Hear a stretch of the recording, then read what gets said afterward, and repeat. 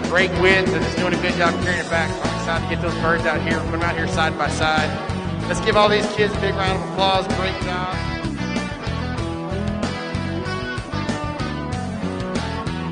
All right, on this rabbit here, we're going to have some good depth of body, some good shoulder midsection. If I'm going to change this rabbit up, I need to move that high point just a little further back, give it a little bit more roundness over that hip.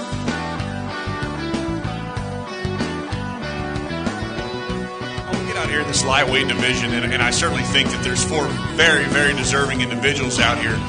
They're a little different in terms of their type and kind, and that's kind of to be expected.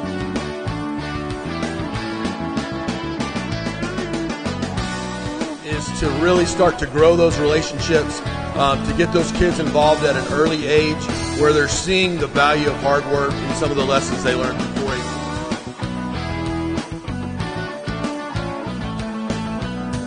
Here, from the time she hits the ring, she just has an extra presence about her. One that's ultra stout down low at her foundation. She gets around on a sound set of feet and legs.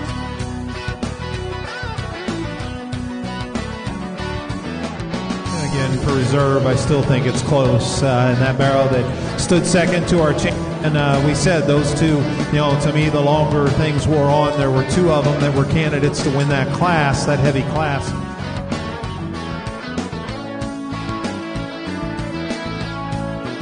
This guy distanced himself pretty quickly, and the fact that he's got such a nice look to him, he's still powerful, he's way, way sounder.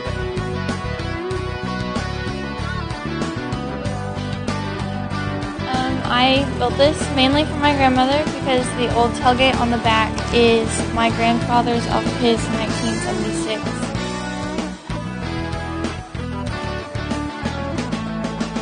County Livestock Show.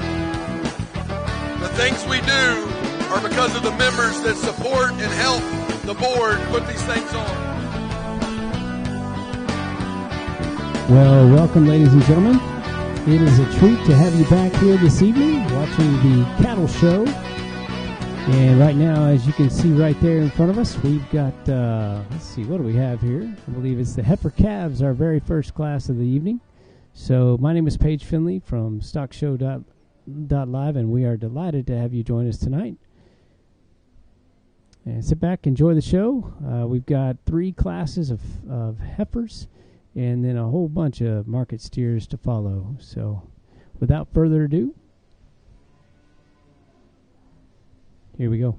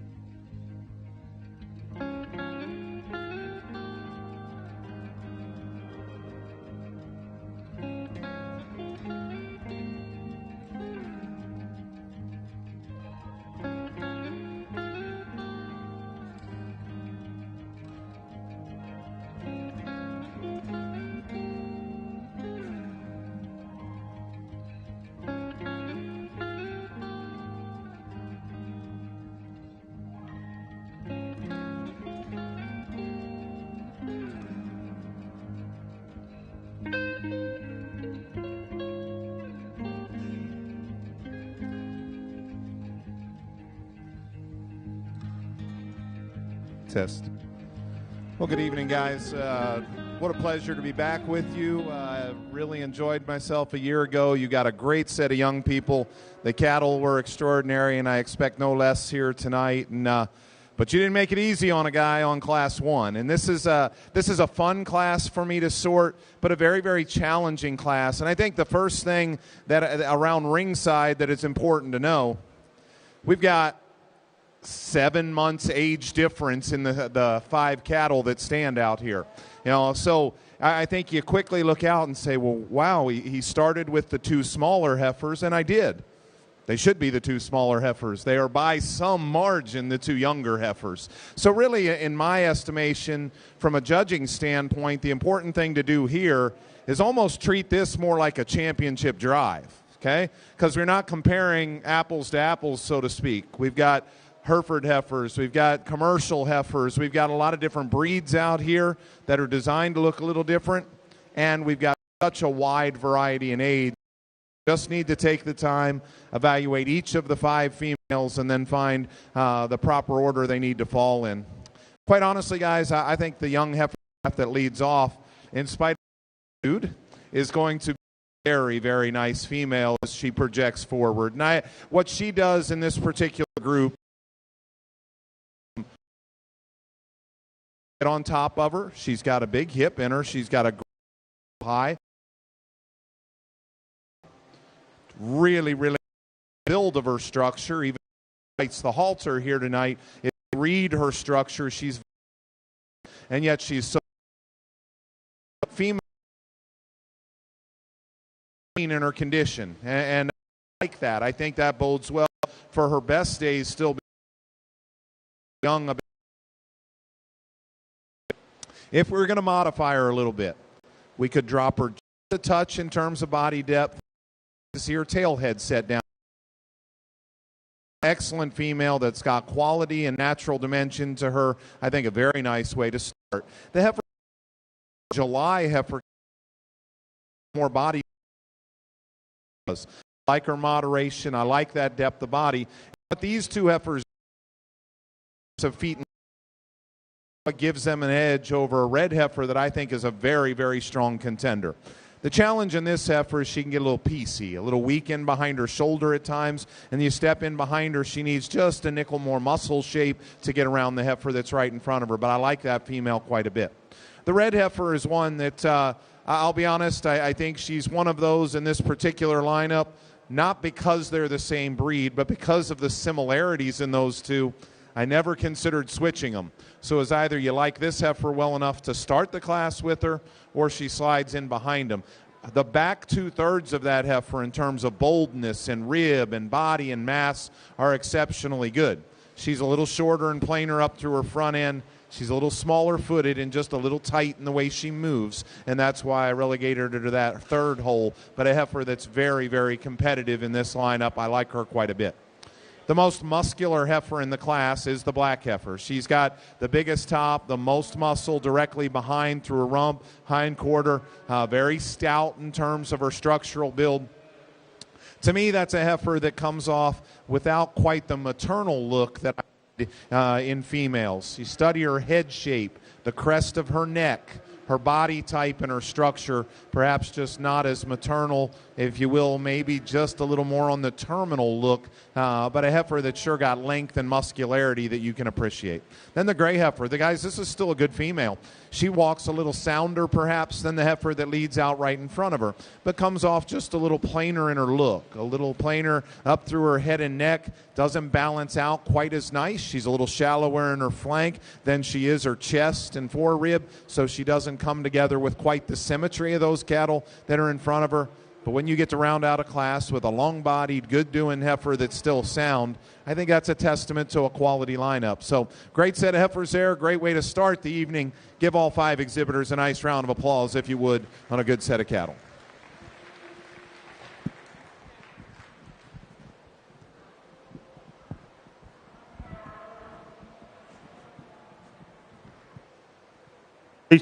Our placings for Class 1 heifers.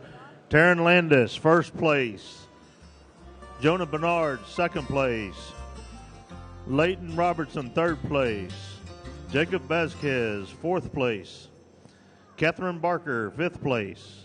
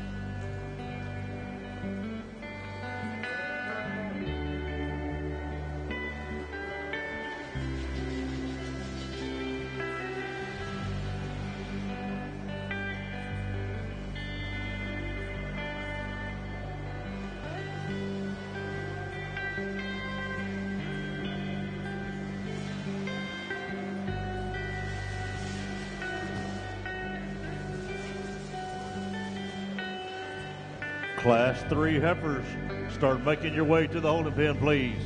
Class 3 heifers, make your way to the holding pen, please.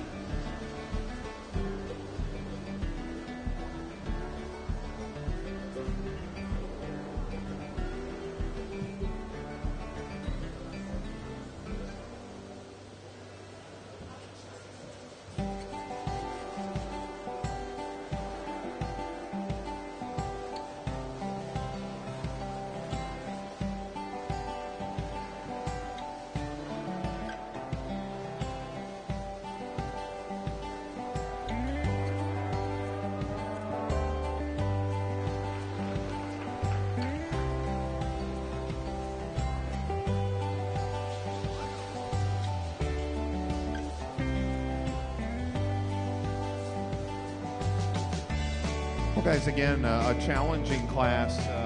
amongst 5 cattle out here, you've got about every shape and size, and I think you could likewise justify a lot of different things in the order you want to put this class together.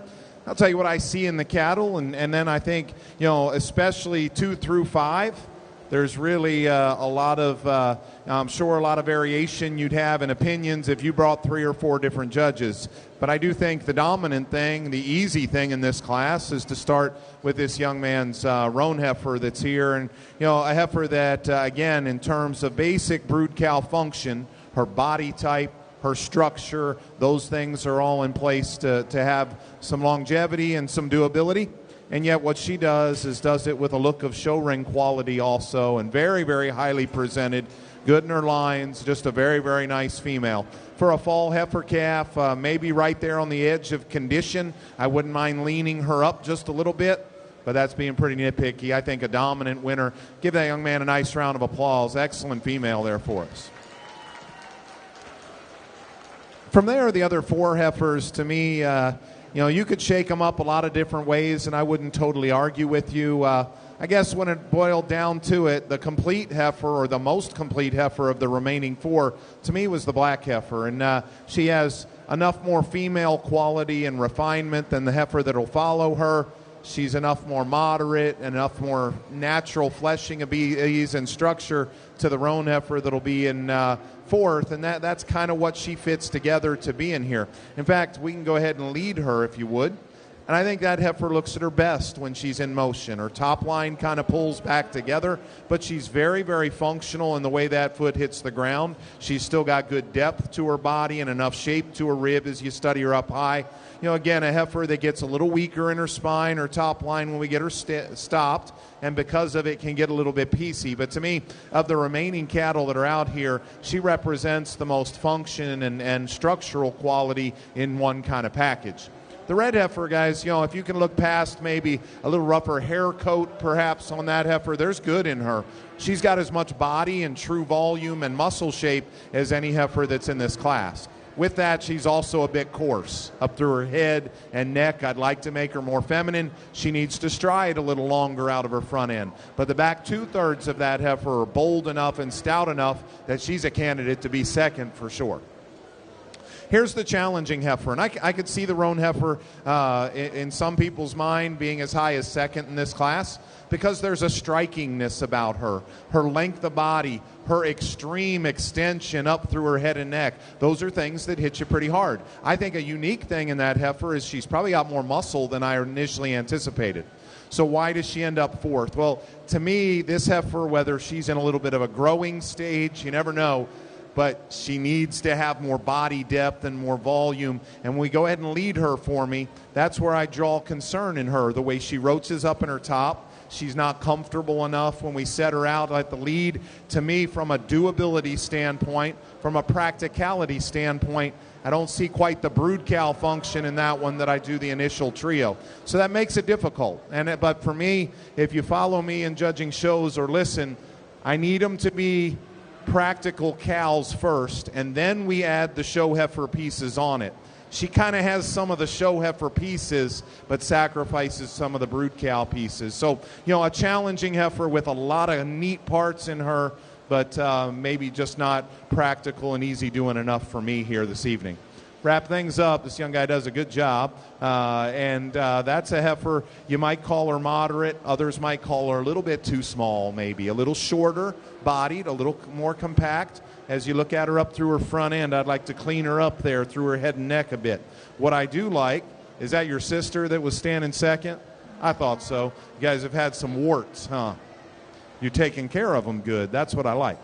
Your heifer, you can tell your sister that your heifer is even stronger down her top line than her heifer is, okay? You remember that. And she's very deep-bodied, but I need her to be longer-bodied, okay? I also love it when young people listen. That makes it very fun for a judge, and we all can learn a little bit out of that, right? Can give this guy, young guy, a nice round of applause, and all of the young people that were out here. Very good second class.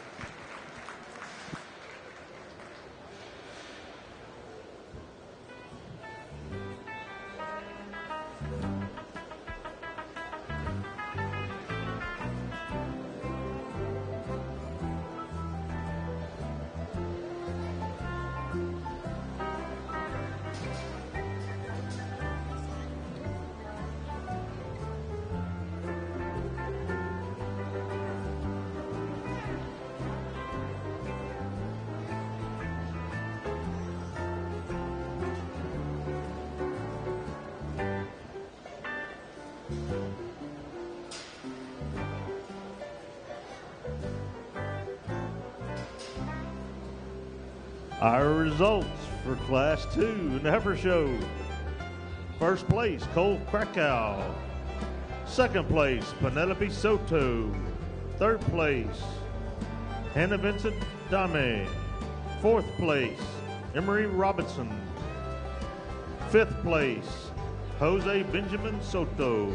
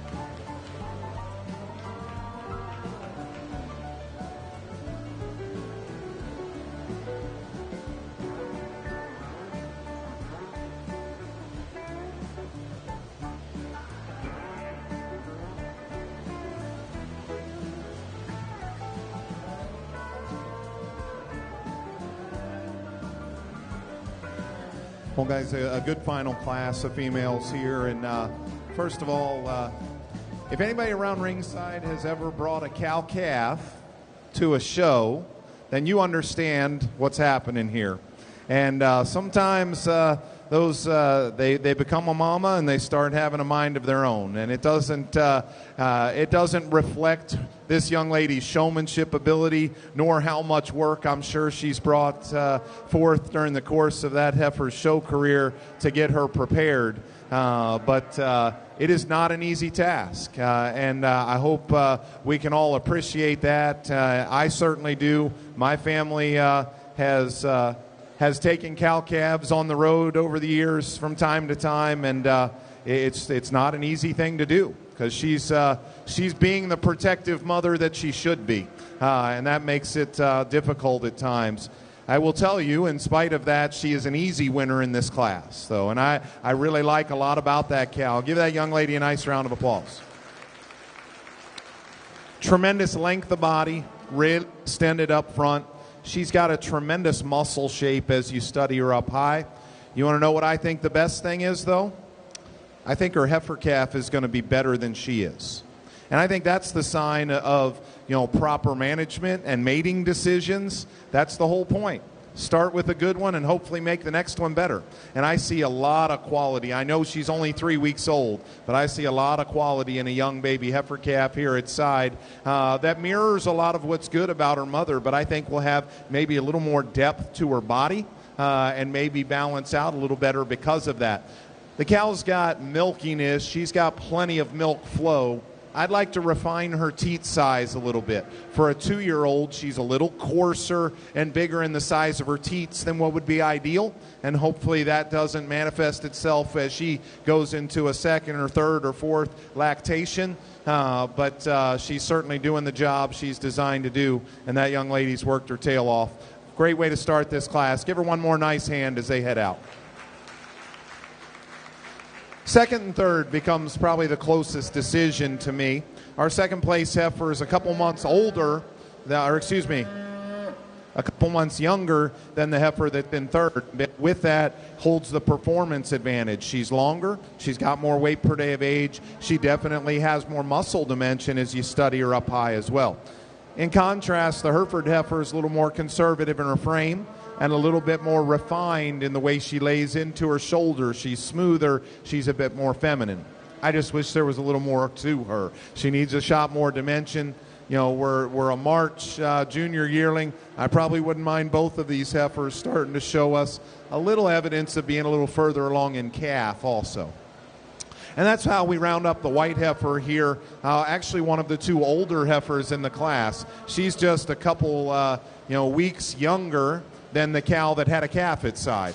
I wish we maybe would see that in this one as well. And that's something that's important to get them into production at the right time. That heifer's got some good in her, though. She's stout foot-boned, big-footed. She's got some muscle, a little smaller in terms of her frame.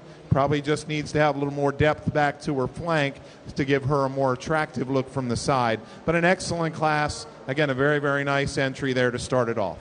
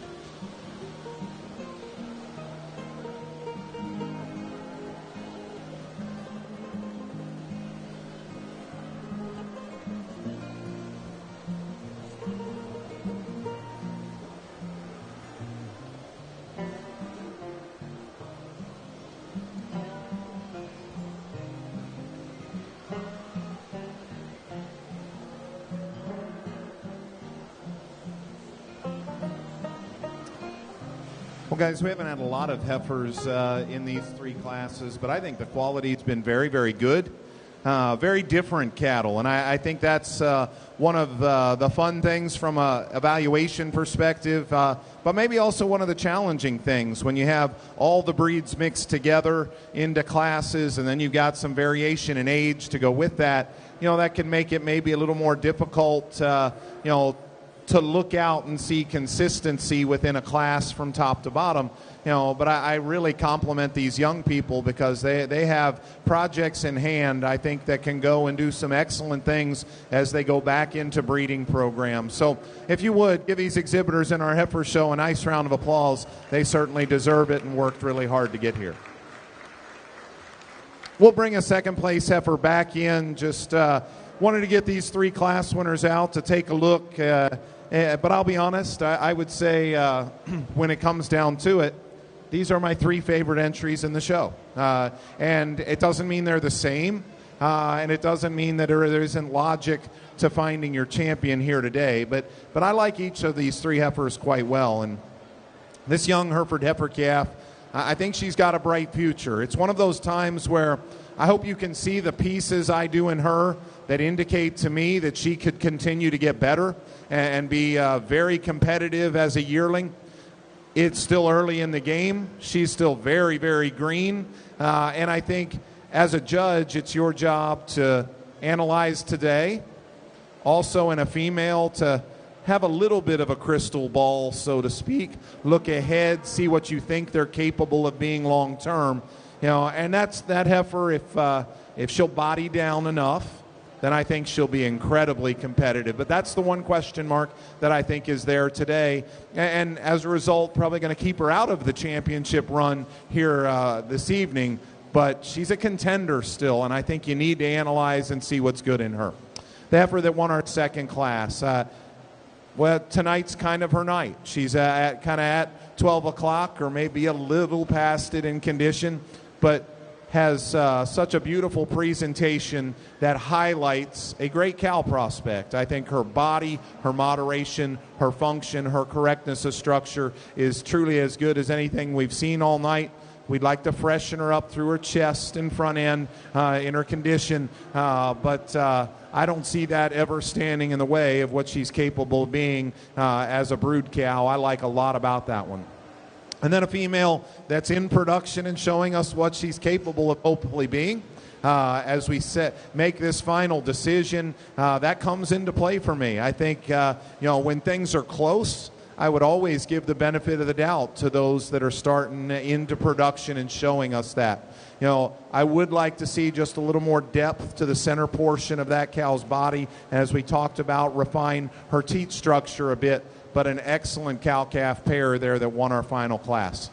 To me, guys, there's one that stands out here this evening to be our supreme champion female. She came out of class number 2. Let's give that young man a nice round of applause. That'll be our champion.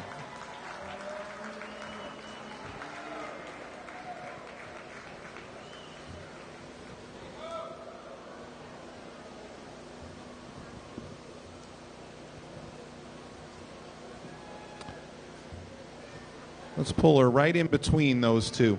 Here comes the second place heifer, and as she walks in, as we said, in motion is probably where you appreciate that heifer the most.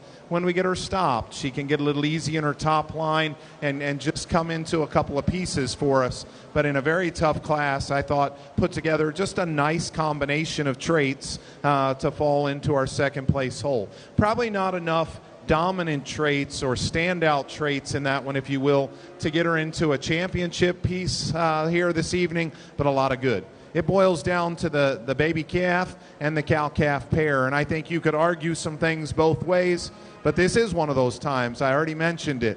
When it's close, I'll always lean toward those that are showing, their ability to do what the good Lord put them on this earth to do, and that cow's doing it for us. I think she needs to be reserved here tonight for that reason. Congratulations, that young lady.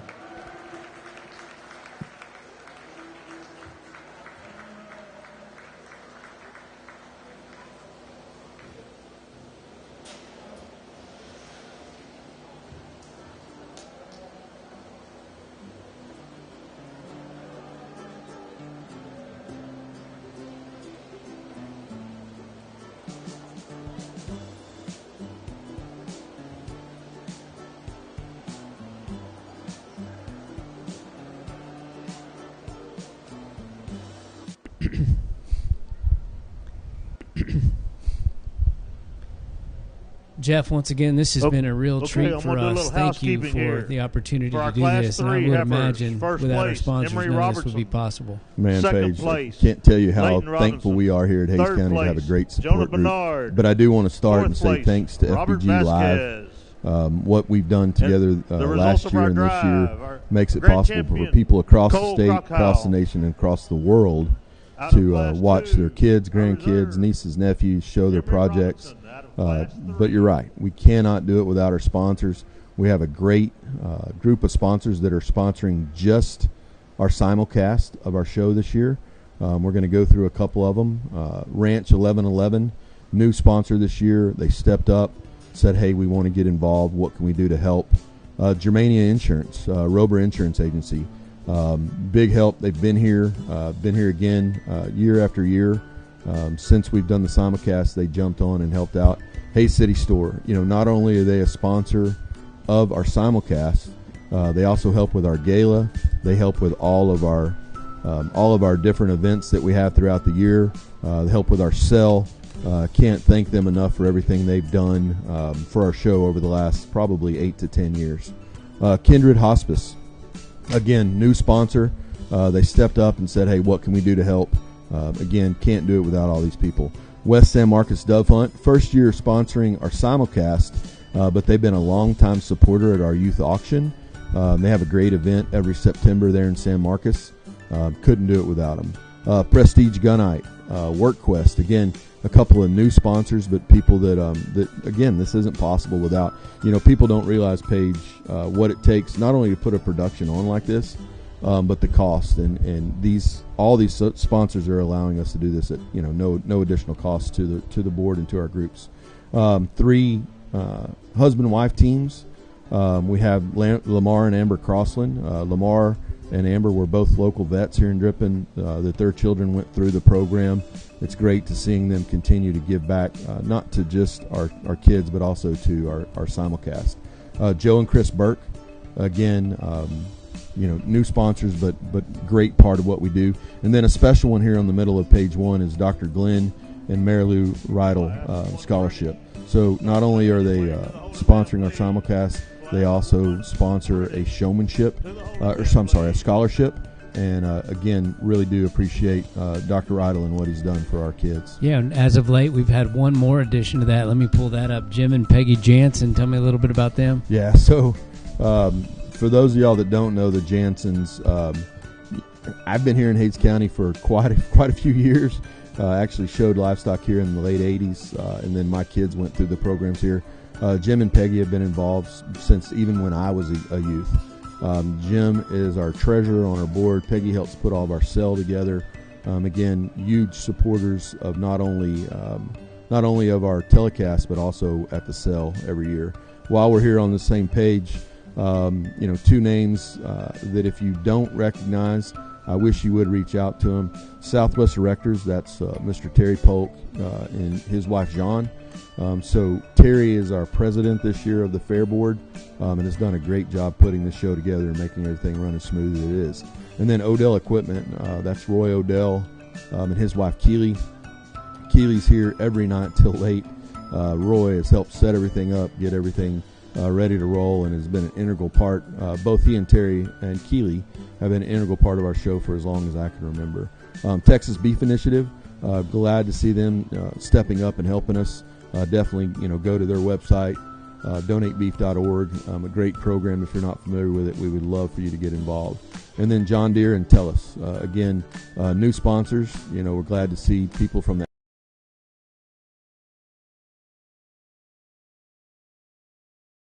Something tells me these are some familiar names and faces and programs. Boy, you aren't kidding. So everybody that's on the page we have stepped up last year and helped with our telecast.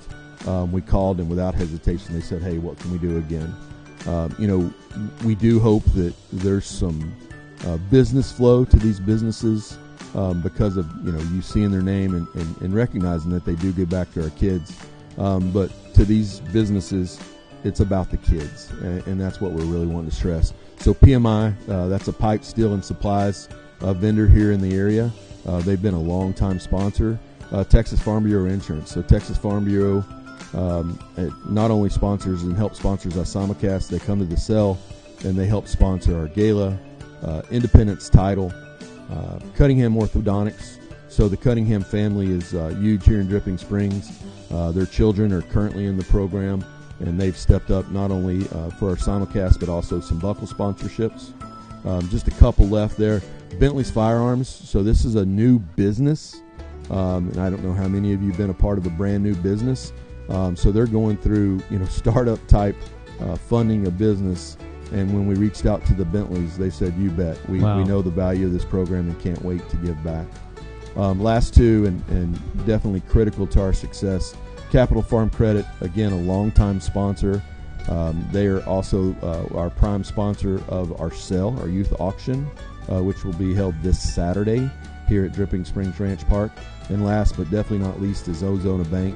Ozona Bank has stepped up this year, again, not with just our simulcast. They've donated goods. They've donated water for all of our kids. They donated water for the events that we put on outside of our stock show, and they're always one of our key buyers here at the Livestock Show. Great group of businesses, Paige.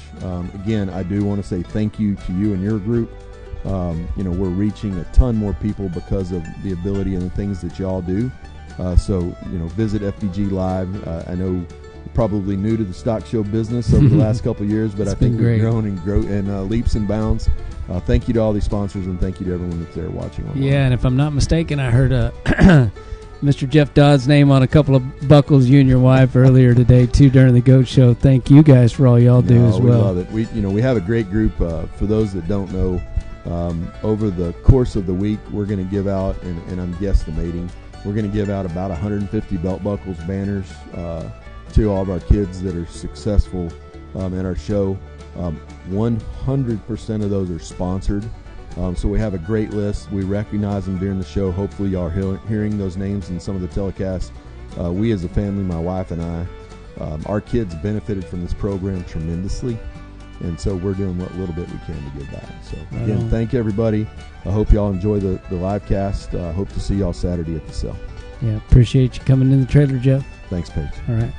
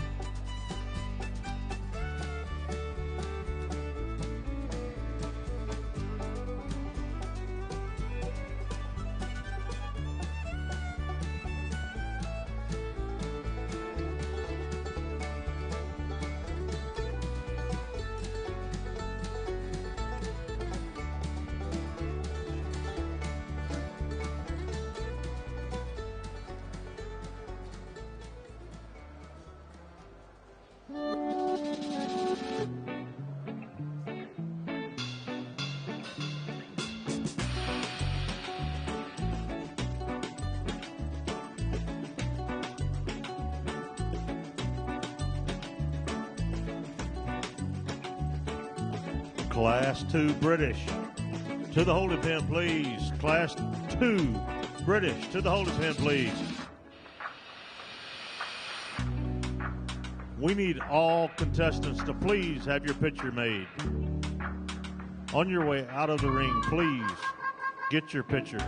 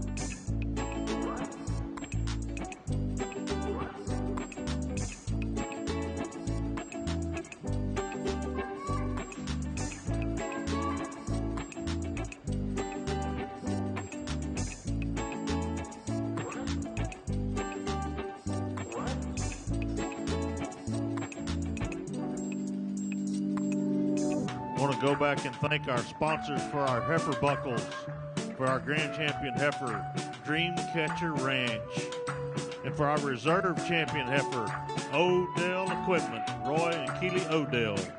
Y'all see these people, tell them thanks for their help.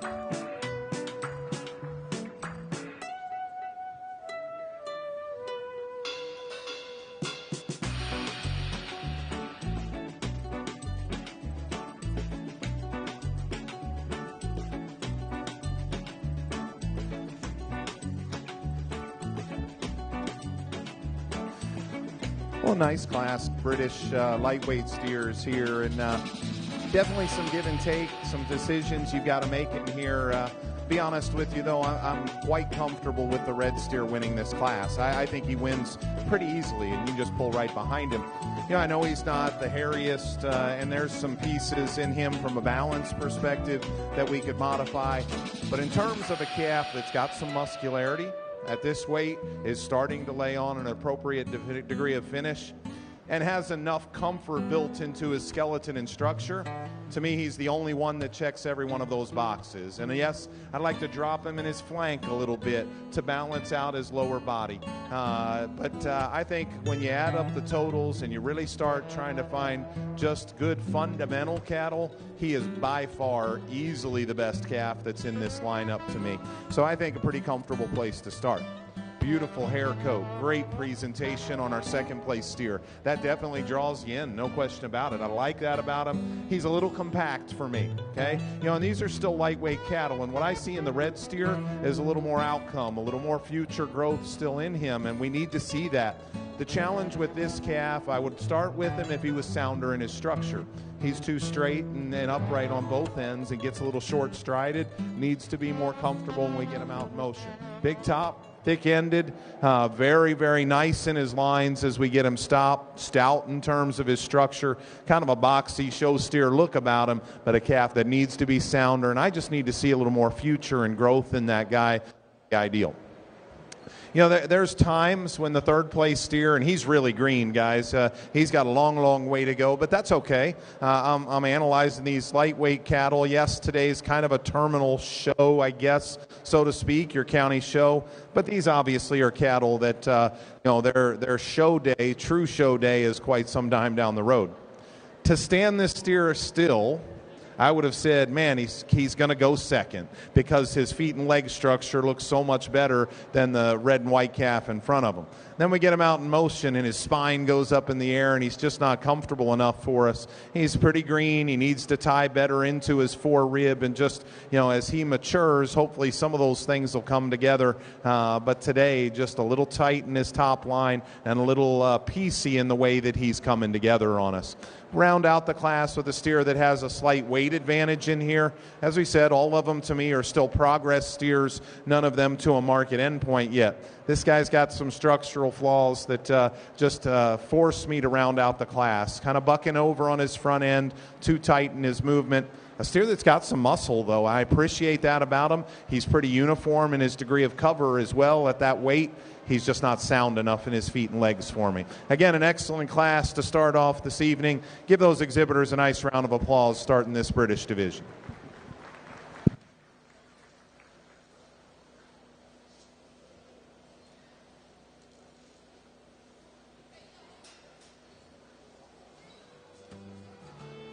Our results, Class 1 British. First place, Shelby Cox. Second place, Morgan Smith. Third place, Taryn Lendez. Fourth place, Bobby Schubert.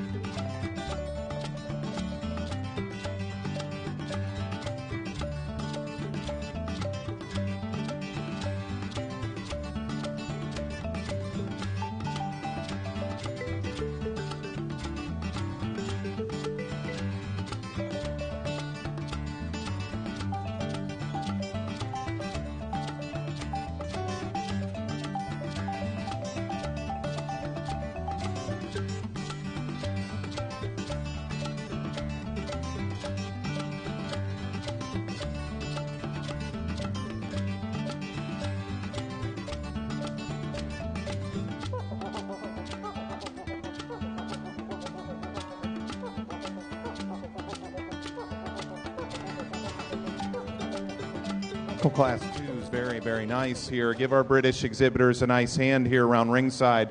3 very, very good cattle. But I think an easy class in terms of the way it falls into place here. And the red calf that's out here, young lady's got parked at the profile right now. That's an awfully nice calf, guys. And I think wins very comfortably in this particular class. He's got so much more real muscle content in him than our second place steer. And he remains so much sounder in his structure than both of the cattle that are behind him that I think he becomes the very complete find in this particular group. Extra extended up front, tremendous length of neck, and the way it comes out of the top of his shoulder is excellent. The travel of his hip and hind leg, along with being stout-boned and big-footed, that's what makes, I think, him very, very intriguing in this lineup. It's honestly a steer that could use a little more time yet. You get your hands on him, it's actually the second steer that's the truly mellow handling, appropriately finished steer. But this guy's look, power, and dimension pretty comfortably gets him to the front of the lineup. Splays out on his front feet just a little bit. Probably wouldn't mind his jaw being a little different. He's a little bit parrot-mouthed. If you don't know what that is, his upper jaw is just a little longer than in his lower jaw, but certainly not enough of it to keep him from winning this class. Steer in second, told this young man as I was handling him, he's done a great job of feeding this steer. He is the most appropriately finished. If we look at tonight as a target endpoint, that steer is the best in his degree of cover. Why doesn't he win the class then? Because he gives up quite a bit of muscle with that. That's the give and take. That's kind of a red meat yield muscle kind of steer that wins. This steer's maybe got some quality grade potential. As you get behind him, he gets a little too narrow back through his hip and rump structure. And then as you watch him go, that steer's hock needs to be changed. He's kind of bow-legged as he walks away and too tight and short stride. Again, compliments. I love it. You guys have a great set of young people out here that want to learn. I love it when young people listen and pay attention to what a judge is saying. Young guy, gonna pay him. Good steer, very well-fed steer. Just need a little more muscle in him. Needs structure. We wrap things up with the Hereford steer. Muscle advantage over. Lay your hands down his top. He is more expressive. He is more shapely. He needs quite a bit more time. Try to put emphasis on terminal merit and a degree of market readiness here today without sacrificing finding the truly best cattle in that process. And, you know, in this particular part of your show, I think we easily get to do that. I think not only are my two favorite steers, the ones that put the most good together as an individual, but they're also the two steers that are just probably more there tonight too from a market endpoint perspective. So excellent division here in your British show. Don't want to take anything away from the two lightweights, but it's easily the two heavyweights that'll be our champion. Young lady, congratulations. That'll be our British champion. Young guy right here, you're going to have the reserve. Good job.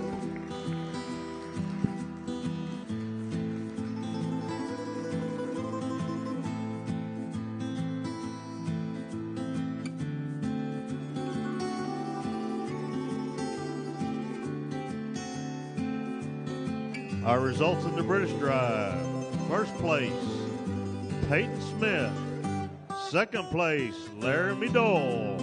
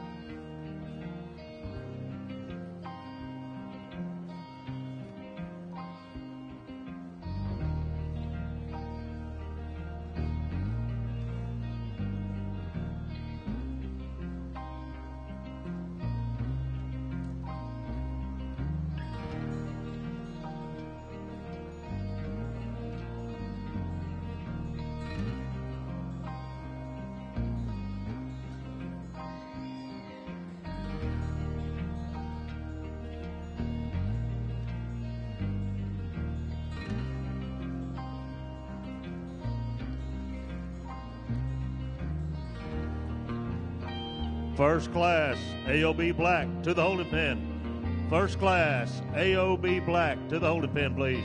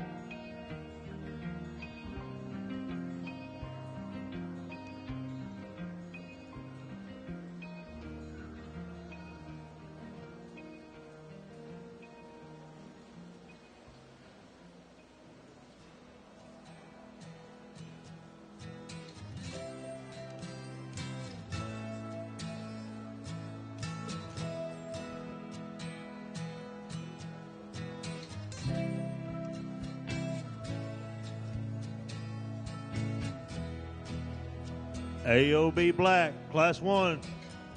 AOB Black to the holding pen. Riley Coco and Cody Larson to the holding pen.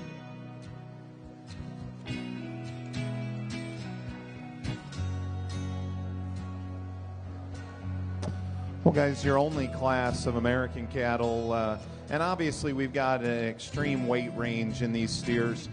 So, I'm going to treat this like a champion drive and talk about each of the 4 cattle that are out here and name you a champion and reserve. But each of these cattle certainly deserves some credit because I think there's good in all 4 of these steers. Start right up here with this lightweight black and white calf, and an interesting steer, and obviously he's a long, long way from his terminal endpoint. But there's some parts in that calf that I think really bode well for where he could be when he gets to that time frame. It starts with being pretty fundamentally right at his foundation. He's got a good shaped foot underneath of him. He's stout enough structured, and yet his joints aren't too terribly coarse. A calf, as you get up on top of him, he actually reads with some real muscle shape. He's kind of in a growing stage and a little harder look to him at this moment, but that's a calf that still presents some strikingness with the extension that he's got up front. If he'll kind of stop growing up, start growing out and bodying down, I think that's a calf with some future in front of him. And probably a calf that if we called today a prospect show or a progress show might start to enter the discussion, at least for the reserve slot. But he's really, really green as we look at this at more of a terminal type of event. The same holds true for the Baldy steer behind him, a calf that's a long way from his market endpoint, but he's got some good parts. A calf that's got some depth and body volume to him. A steer that looks like, as he goes on to feed, should be relatively easy feeding. A steer that needs more muscle content. That's the biggest thing we need to see in that calf, is just more natural width and dimension all the way through. The gray calf's a very interesting one. No question, he is truly the power steer in this particular group. He's the biggest top, the thickest ended, weighing there in the mid-12s, and pretty on target at that weight. I think, for that steer to hit his ideal endpoint, he's still got some time yet as you lay your hands on him, but he's starting to lay a reasonably uniform degree of cover as he's putting that on. A calf that's still in his feet and legs is fundamentally sound enough. His biggest issues are kind of up here, where he runs downhill a little bit, kind of breaks behind his shoulder. I wish we could balance him up in his top line a little bit better, but a calf that puts a lot of unique pieces together into one really nice kind of package. And then the yellow calf behind him, length of body, performance, growth at this stage are all things that draw you to him. He does hook in a little stronger behind his shoulder than the calf that's right in front of him. You like his stoutness of bone and structure. When he goes away from you, he wants to roll kind of from his ankle down to his foot. And then as you just get right in behind, he's not blessed with the same kind of mass and true dimension as that steer right in front of him, but just a good kind of calf that, even though he's broke into the 1,300, it's a good example of a calf that still represents kind of where our industry has gone today. At that weight, you might think, well, he's really ready. Honestly, that's a big, long-bodied steer that still needs more time himself to really hit his perfect end point, but he's getting there. Again, a very, very nice group here. It obviously boils down to the two cattle on the end that are just more there today, but I don't think there's any question where your champion needs to be. Young lady's gray steer is going to be your American champion. Yellow calf will be reserved. We'll follow up in third with the black and white slick calf up front, and then the young man's Baldy for fourth. But give all four of these exhibitors in this division a nice round of applause, if you would.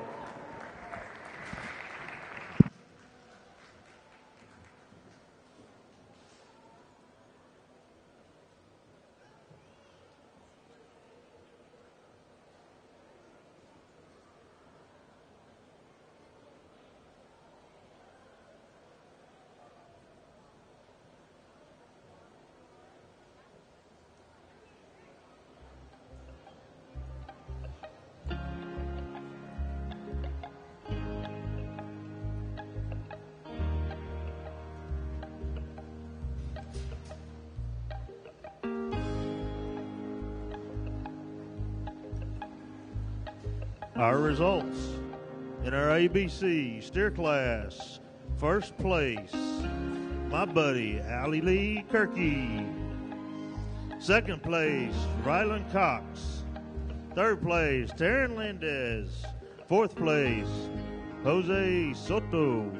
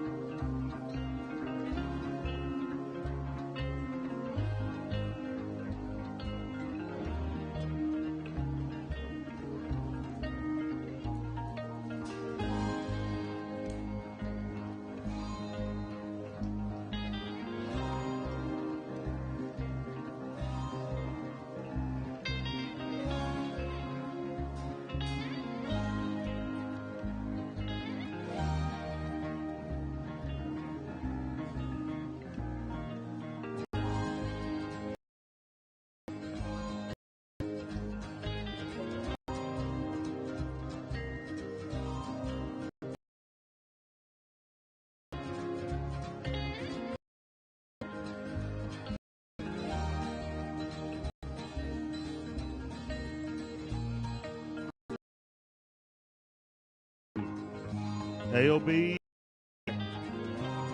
to the show pen, please.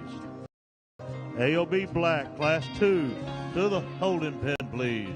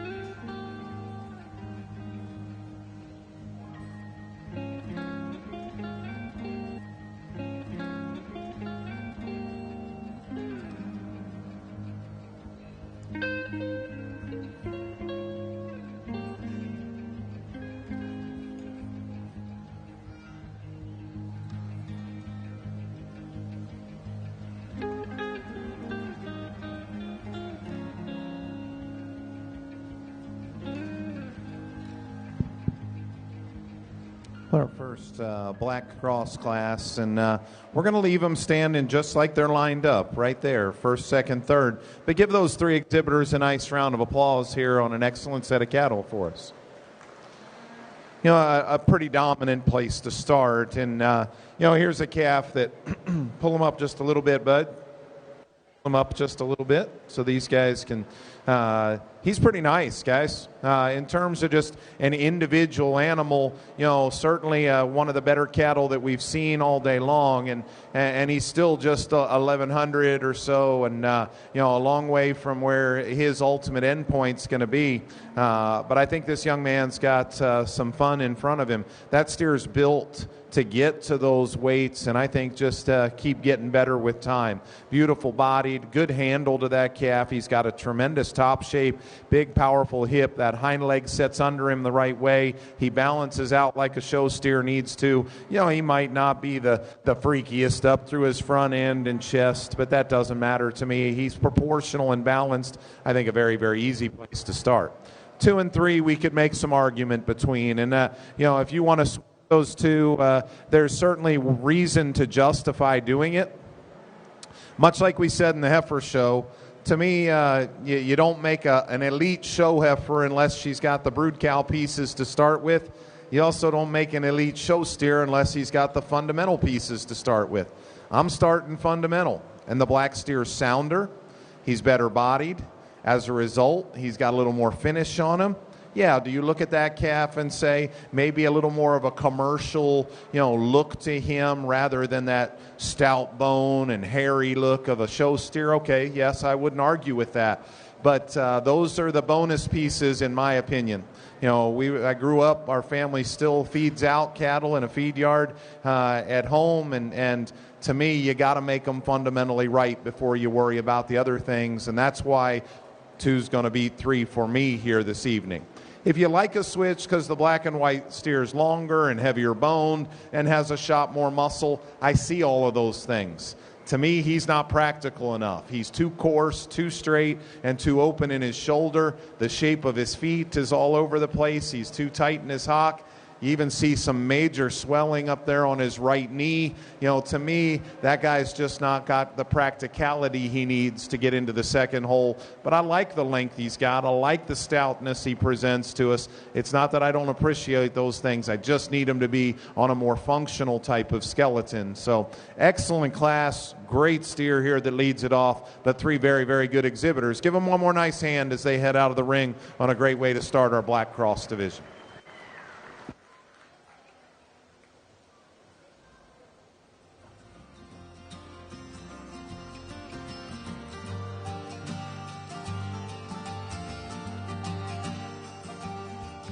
Results, Class 1, AOB Black. Cody Larson, first place. Cody Larson, first place. Riley Coco, second and third place.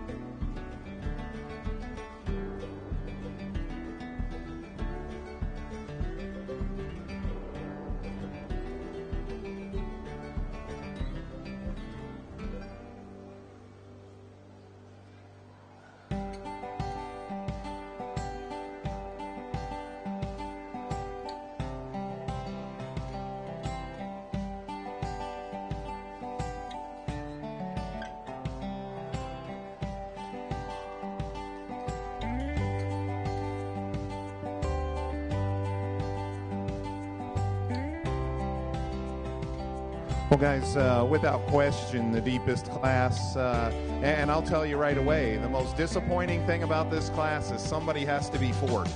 You know, these are 4 good cattle out here, and I compliment all of these exhibitors. I hope you'll help me in giving all of them a nice round of applause, because there are 4 steers out here. Any one of these would have won many of our previous classes tonight. So I hope you understand that. These are very, very good cattle in their own right. Young lady up front, though, I think as we piece everything together tonight, I think this class, for me, kind of falls into place 1, 2, 3, 4. And the young lady that's going to lead it off for us, certainly, you know, just from easy feeding and practical look, that's the calf that's the furthest along. He's the biggest bodied, the deepest flank, the fullest in his indicators, and no question when you lay your hands on him, he's the most uniform, he's the most ready. He's not got the biggest top in here, but he certainly offsets his degree of cover with more than enough muscle that I think he's a quite good carcass steer. He still balances up nice. Part of it is he's presented great to us here tonight. He could tuck his chest, you could tuck his chest into him just a little bit, and there's times like right now where he stretches out and loses that top line, but he pulls himself together, I think, into a pretty proportional and attractive look from the side. If I'm going to fix him a little bit, and actually all 3 of these steers, I think they're all sound enough, but they all have different types of things to modify in their structure. You watch this calf go away from you, he sits him outside of his framework just a little more than I would prefer, kind of outside his body wall as he gets that hind leg going away from you. He still reaches with enough length of stride. I still think his joint work is built good and his angles are fine. I just wish he'd keep him inside himself more as he goes away. Calf in second is really interesting. That guy has got absolutely a huge top in him. He's not a real big steer in terms of frame, and yet he weighs up with everything that's out here, and that's a product of the real muscle content he's got. Huge top, big hip, thick-ended, powerful steer in that regard. As we step off of that calf, as we said, a little lower to the ground, I wish we could drop that flank in him just a little bit to balance him out. And when he gets in motion, it's that top line that roaches up in him. He's a little full tonight. I don't think that's helping him, but he's getting his spine up in him and just not comfortable enough. And he, too, maybe a tick better than our class winner, but is right there on the edge of his skeleton as he goes away. But, guys, get that one stopped. That young man can park him and pull him together for us. Does a wonderful job of getting the most out of that steer. Just wish we could modify him a little bit when we get him out on the lead. The steer in third probably does keep his spine a little better than the second place steer when we set him in motion. Both of those 2 cattle, as you get over their last couple ribs, could stand to have just a little more uniformity and correctness of finish. This guy, when we get him out on the lead, starts with kind of an awkward shape to that rear foot, but just a little uncoordinated and throws that hind leg around on us a little bit. Guys, that's a heck of a good third place steer, though, because he's still shapely. He's got a really nice top in him. He's got a great outward turn and shape to his quarter. He needs more time on feed for those pieces to kind of blend together a little bit better, but I think a really, really nice calf sitting there in third as well. Great trio there on the top end. And young man, as we said, this is the best 4th place steer we've seen all night, no doubt about it. You know, that calf isn't blessed with the same hair coat as those 3, but if you really analyze them, a lot of good in him. He actually is probably a little more uniform in his degree of cover than the 2 cattle that led out and right in front of him. The reason he ends up 4th is he doesn't do it with the same kind of muscle. Okay, as you get right in behind his shoulder, you handle him over his loin. He's pretty easily the flattest and narrowest of this group, and that maintains that all the way back through his hip. And when we get him in the move, he's just a little too short and tight in his structure as well. You know, so a lot of good in that calf, so smooth in the way his pieces blend together. I just need to mass him up and give him more power in such a good class. Excellent lineup. Give those 4 exhibitors one more nice hand as they head out.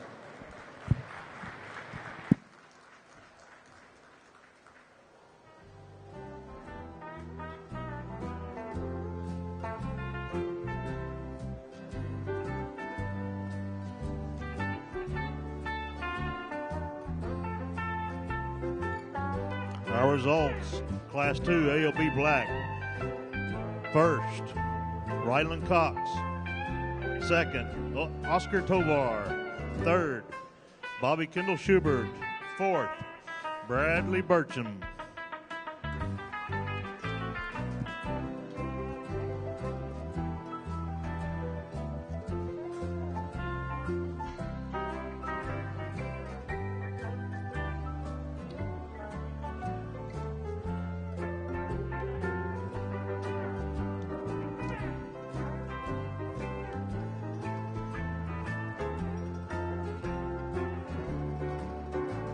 Our buckles going back to the ABC champion and the reserve champion ABC, Kim and Trey Powers.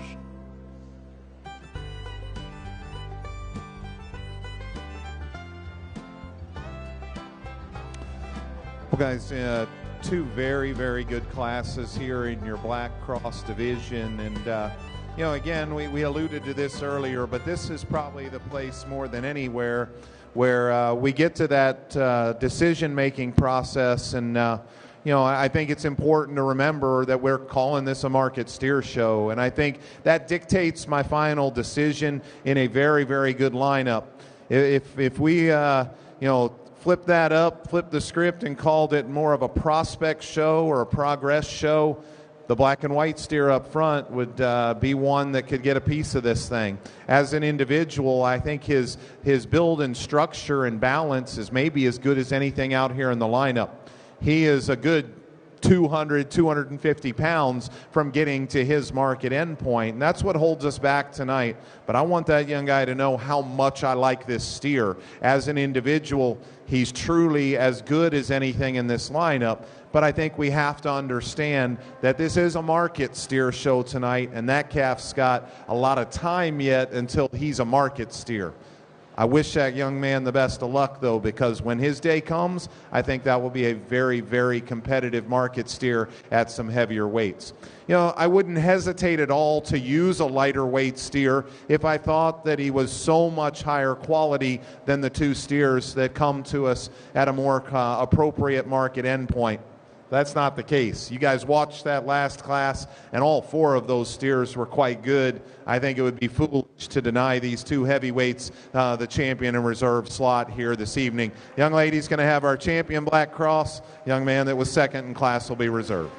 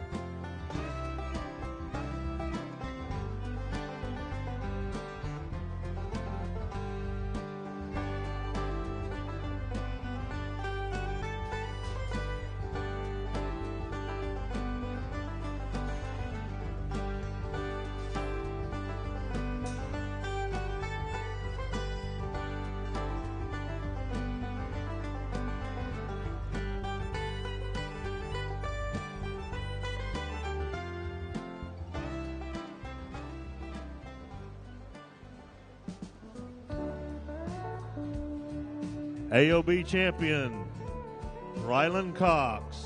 Reserve breed champion, Oscar Tovar. Our buckles for the champion, AOB Black. Odell Equipment, Roy Keeley Odell. Reserve champion buckle, Sunset Construction and Excavation.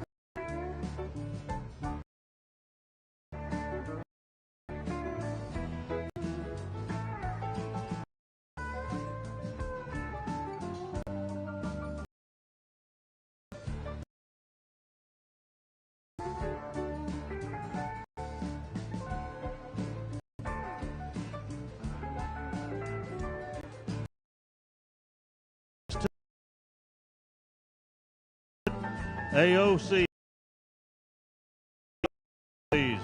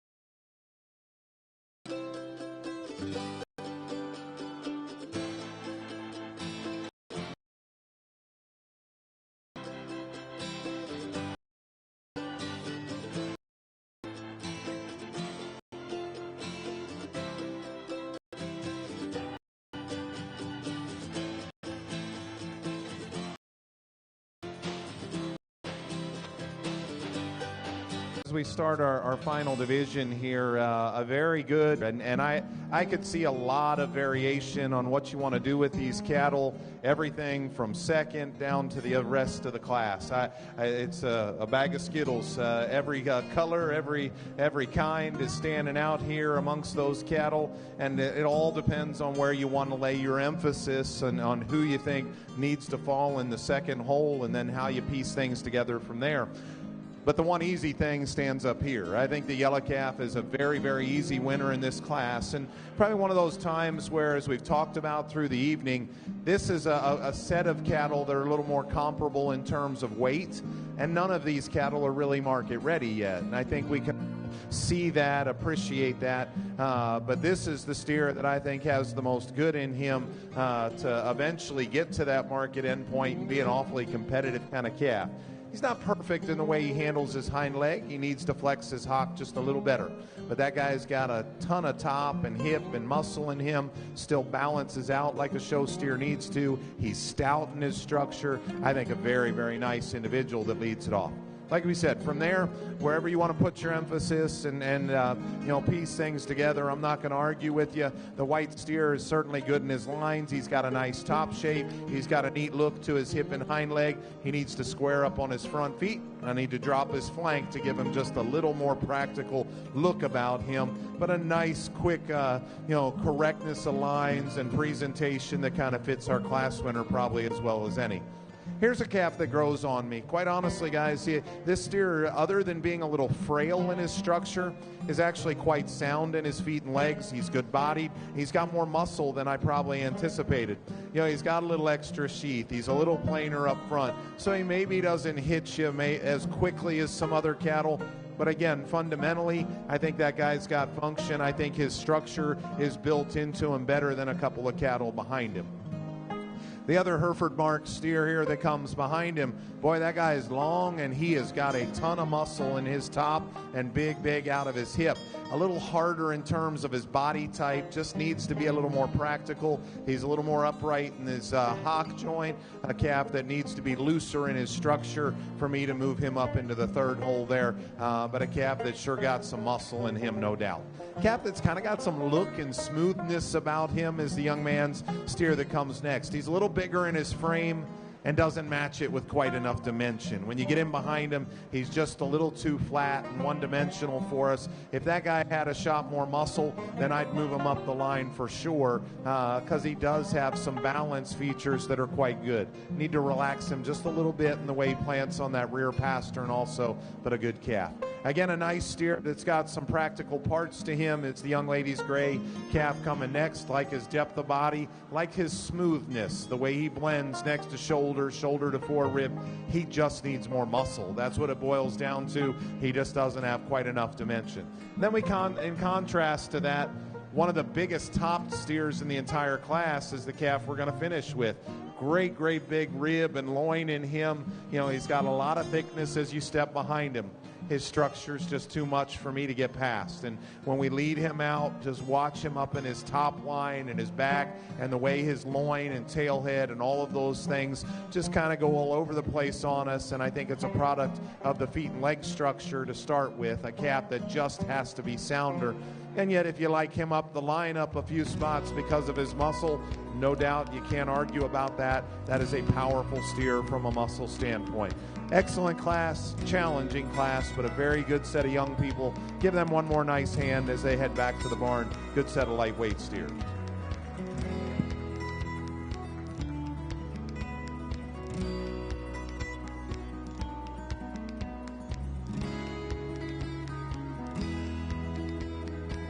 Our results, Class 1 AOC, first place, Bobby Kendall Schubert. Second place, Clayton Dole. Third place, Laramie Dole. Fourth place, Clayton Dole. Fifth place, Robert Vasquez.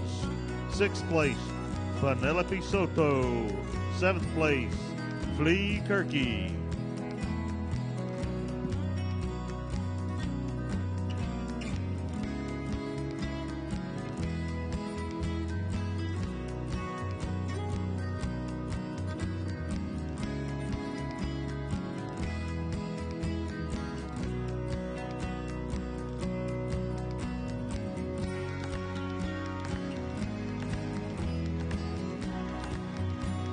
Class 3 AOC to the pen, please. Class 3 AOC to the holding pen, please.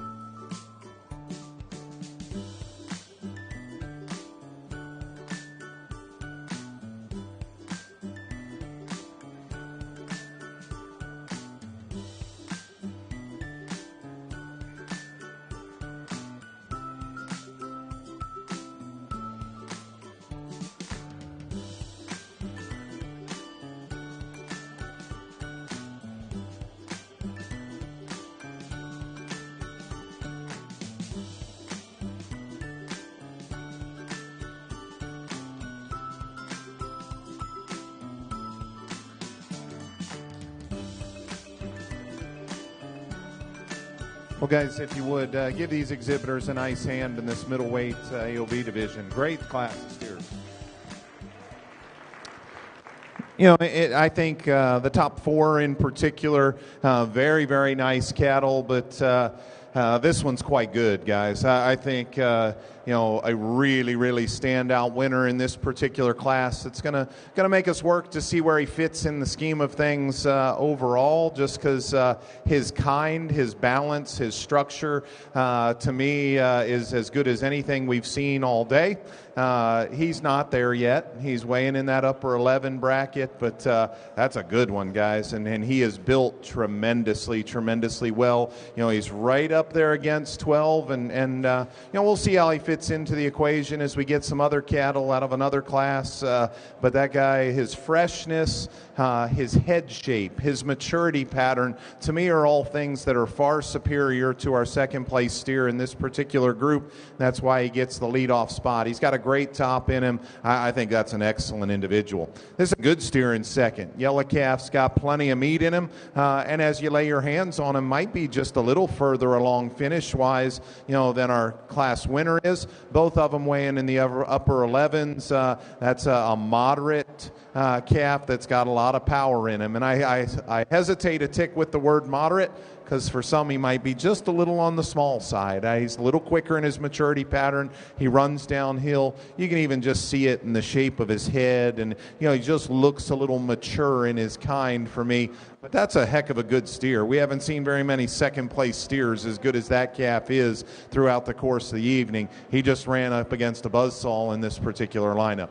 I think 3 and 4 are close as well. You know, the black and white steer today, just those parts come together a little smoother on that calf, and the way he hooks in behind his shoulder, the way he blends from his shoulder into his forerib, good depth of body. He gives up a little muscle. You lay your hands down his top. He needs to be more powerful and shapely there, and maybe just a little uncoordinated, but still sound in the way he hits out and travels. A little more frame, a little more length, and maybe a little more future in the yellow calf that comes next. He is really, really green yet, and his pieces just don't quite fit together at this moment. But I read a lot of good in that calf. I think he's one that it can extend to some significantly heavier weights before he gets to his ideal endpoint. But when he does, I think that calf will come together to be pretty nice. Just needs to hook up stronger behind his shoulder, gets a little bare and pinched right in his forerib here tonight, and that sacrifices some smoothness and balance in the process. Next calf is sound. He's long. He needs a shot more muscle relative to those cattle in front of him, but I liked his structure over the next couple of steers. Here's a big frame steer that's got some length and some muscularity to him. A calf that gets a little off behind his shoulder, a little flat in his forerib, and just doesn't balance out, a little bigger kind of frame. I thought it was close between him and the slick-haired gray steer. That calf's got some meat in him, guys. He's got a nice top, a big hip in him. He's too straight in his structure and too tight off of that hind leg. You see the coarseness in his joint work. That guy just, I question if he's going to stay sound enough as we continue to move him up to more ideal market weights. Round things out with the hairy steer here that sure got some frame and some length about him. Get under a nice hair coat, and I just don't see the real dimension in that guy, and he's a little stilty and tight in his structure to boot. A calf that just doesn't come off with quite the practicality he needs, and it extends up to much like a calf we saw earlier in the day. He's off in his jaw line as well. I just don't see quite the genuine practical look in that steer in a class that's this deep and that good. So excellent class. Again, give those exhibitors one more nice round of applause. Great job for us.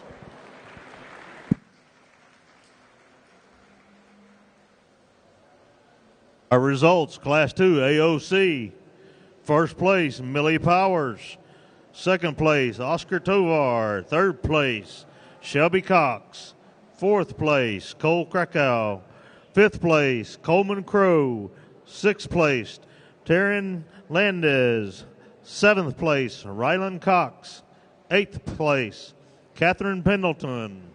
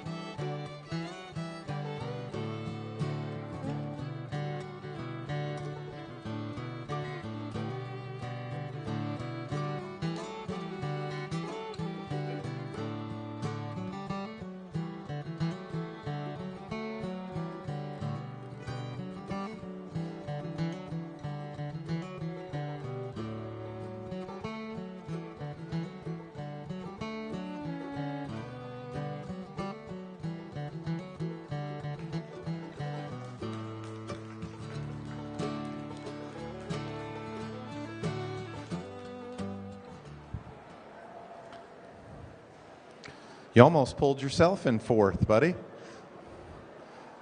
Guys, again, a very strong class. Help me in congratulating these young people. Very, very nice set of cattle out here.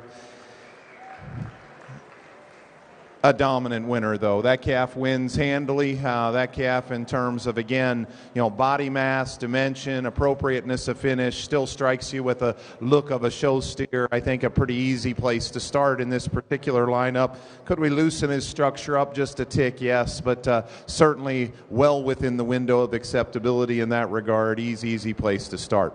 The calf most like him is the steer in second. It's a distant second, though, to me. What's most like him is the body shape. He's got a big top in him. The upper turn to his rib is exceptionally good. He's stout in terms of his bone work and foot, and where he doesn't quite match up with that steer is through his lower body. We need to drop that flank in him for him to balance out. He wants to elevate that tail head when we get him in motion. So those couple pieces keep him from ever quite having the same level of balance that calf that leads off the class does. But I think a very, very comfortable place to go for second. If anything, guys, I hope this next pair of steers tells you I'm here to find the best cattle, not what they weigh.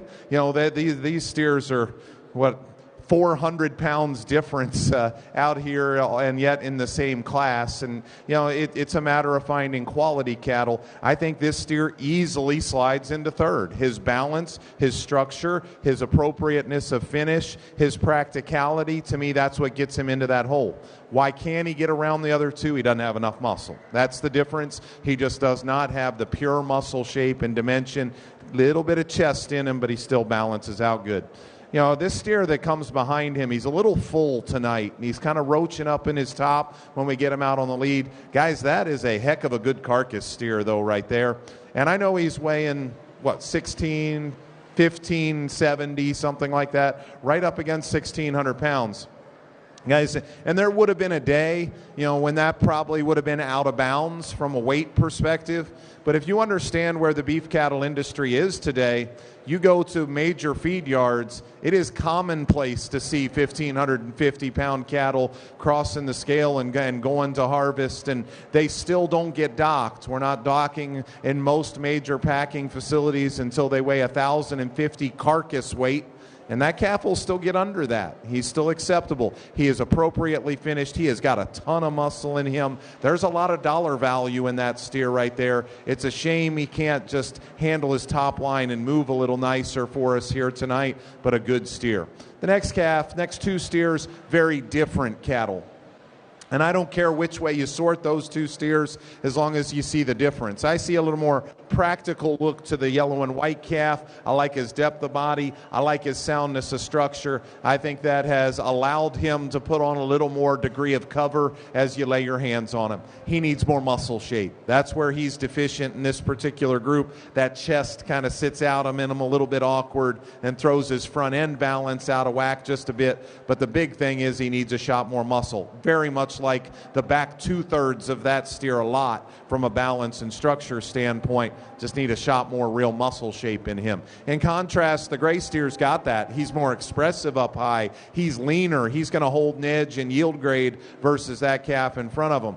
At a steer that's weighing in the mid to upper 13s, he's still pretty bare, though. When you lay your hands on him, that steer needs more finish. He needs more cover over his last couple of ribs, and he's just a tick tight in his movement. Love his balance, presented beautiful, great muscle shape in that calf. We round things out with the slick steer and a calf that, he's not there because he's a slick steer. I appreciate haired steers, slick steers. We're here to find the best cattle. That doesn't really matter to me. Where his challenge is you lay your hands on him, he's a little rougher and patchier in his degree of cover. He's a long-bodied steer that's just a little too frail in his makeup and shallow through his midsection to balance out. But guys, that's again a very, very nice way to end what is an extraordinarily good class. He's still functional enough in his feet and legs. He's long-bodied. He's grown well. Excellent, excellent set of steers top to bottom. Give him a big round of applause if you would. That was, again, a very nice set of cattle.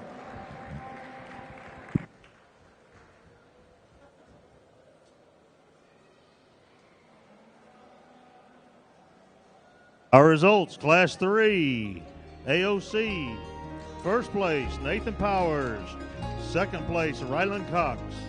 Third place, Cole Krakow. Fourth place, Peyton Smith. Fifth place, Shelby Cox. Sixth place, Haley Ronshausen. Seventh place, Veronica Lopez.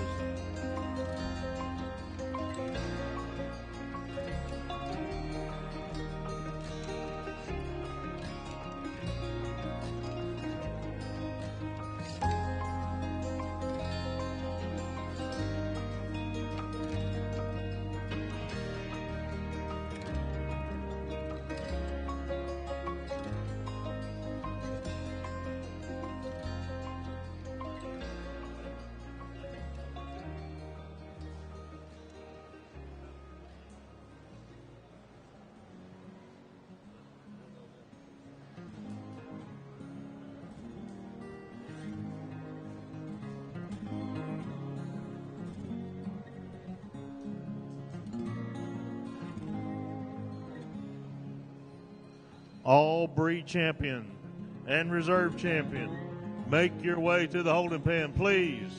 All champion and reserve champion, breed, to the holding pen, please.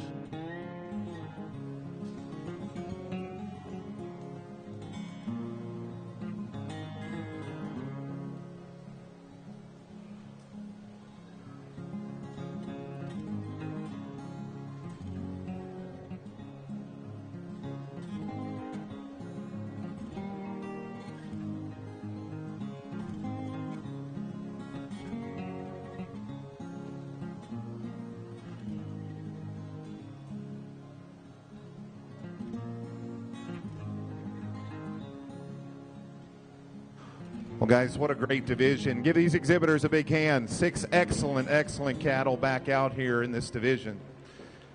Without a doubt, the deepest and best division that we've had, and, you know, probably one of the more thought-provoking, I guess, decisions for me personally that we've had in any championship drive. And, you know, it's one of those times where, you know, I really have to kind of put myself through a thought process on, you know, where priorities need to lie a little bit, and yet at the same time don't sacrifice the use of great cattle.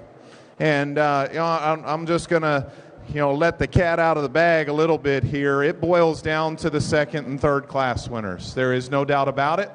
Those 2 cattle are both really, really good.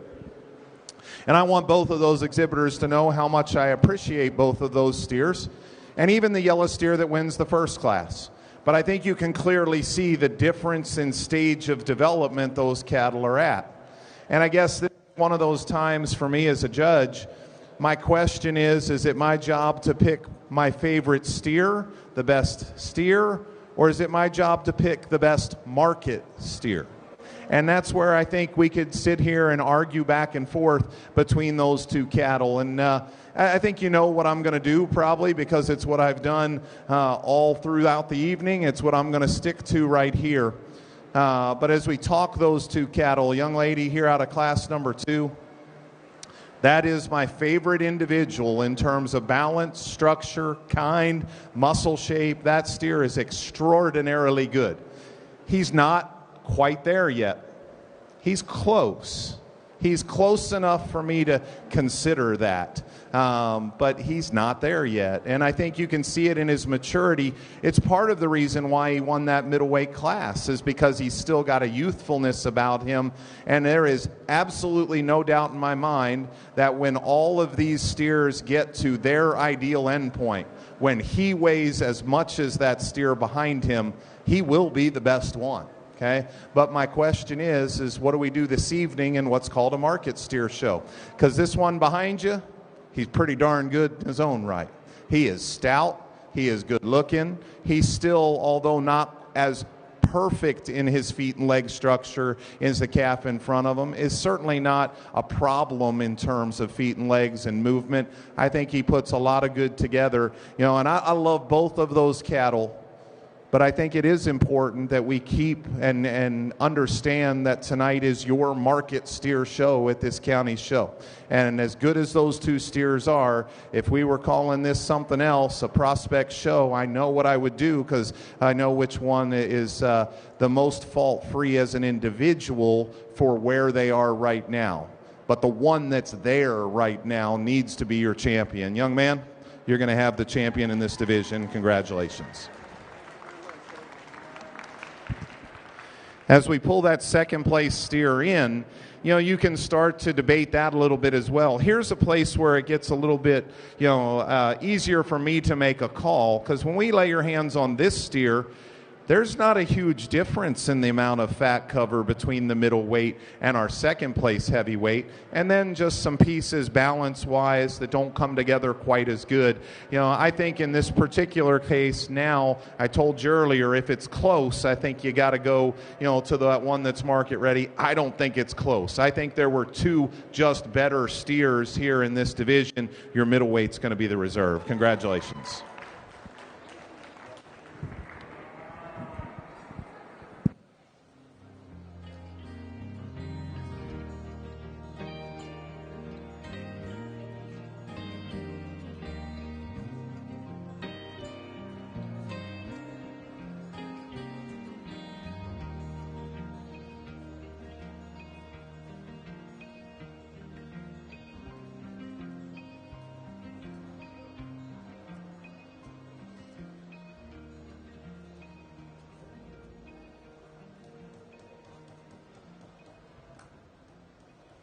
Our breed champion for AOC, Nathan Powers.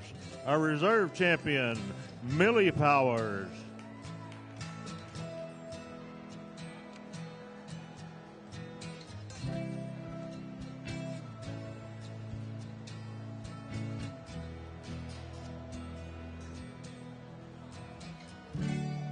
Our buckles tonight for the champion AOB, Lone Star Cattleman. Our reserve buckle, West San Marcos Dove Hunt Foundation.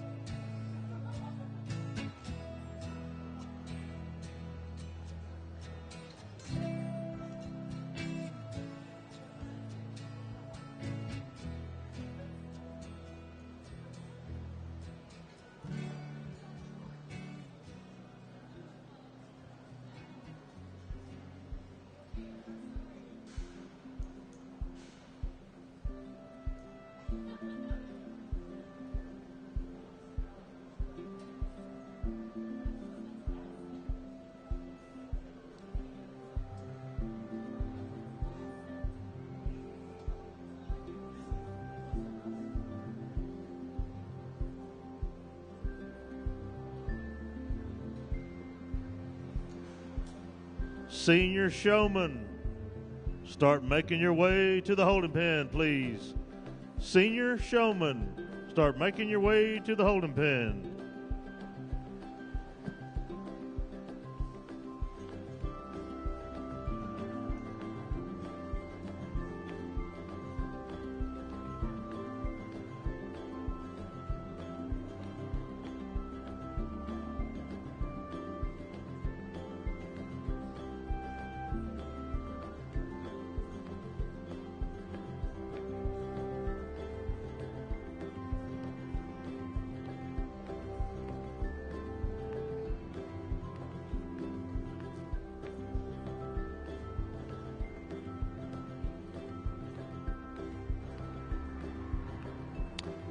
Well, what a fun evening, and still showmanship and to go, one of my favorite parts of your event for those young people. But this steer show's been excellent, guys. And, you know, I think back to a year ago and what a pleasure it was to get a chance to work through the cattle and share my thoughts.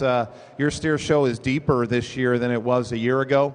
And no question, in terms of the top-end quality, every bit as good and probably a little bit better even. I think you've got cattle that stand out here that not only are competitive today, but certainly as you look forward to your majors and then where some of these cattle will continue to move on to, I think you've got cattle that have an opportunity to be very, very competitive at that level as well. It's, you know, it's challenging because we've had, you know, 900-pound cattle to 1,600-pound cattle, and you've got to weigh those thoughts in your mind as to where they are in their individual growth curve. And I'm not naive to the fact that some of these cattle need to weigh in those lighter weights because they're being gunned toward later shows eventually. So we've just tried to share their thoughts on what we think in each of the cattle, and then you know, you may choose to put your emphasis in a different area or two, but I don't think any of us can deny that this has been a really, really strong set of steers here throughout the evening in all these divisions. Do me a favor and give these exhibitors one more big round of applause if you would, and we'll talk about a champion. Guys, one thing, I appreciate our ring help out here, those that help set up things in the back or out here to get them in the ring in a timely fashion. You know, one thing that's important to me, and this has been so fun tonight, is the attentiveness of your young people. And as I've went to this microphone, it's been really fun to watch them listen and hopefully pick up on the things that I've talked about and tried to, you know, emphasize on their cattle. And I've been in their shoes, and I have a son now that got to show for the first time this year. And you know, I always think back to my experiences through youth programs, and I will never forget, I was 12 years old, and my dad, I think, had kind of figured out that I really loved this. And we hadn't went out and spent any money on a steer before. We'd always shown some home-raised ones. Well, that year we went out and we bought a crossbred steer for the first time, and boy, did I cherish every moment in the barn with that steer that summer, because I know that it was not something to take lightly that we had went out and made that commitment. Got to my county show that summer, and I stood third in my class.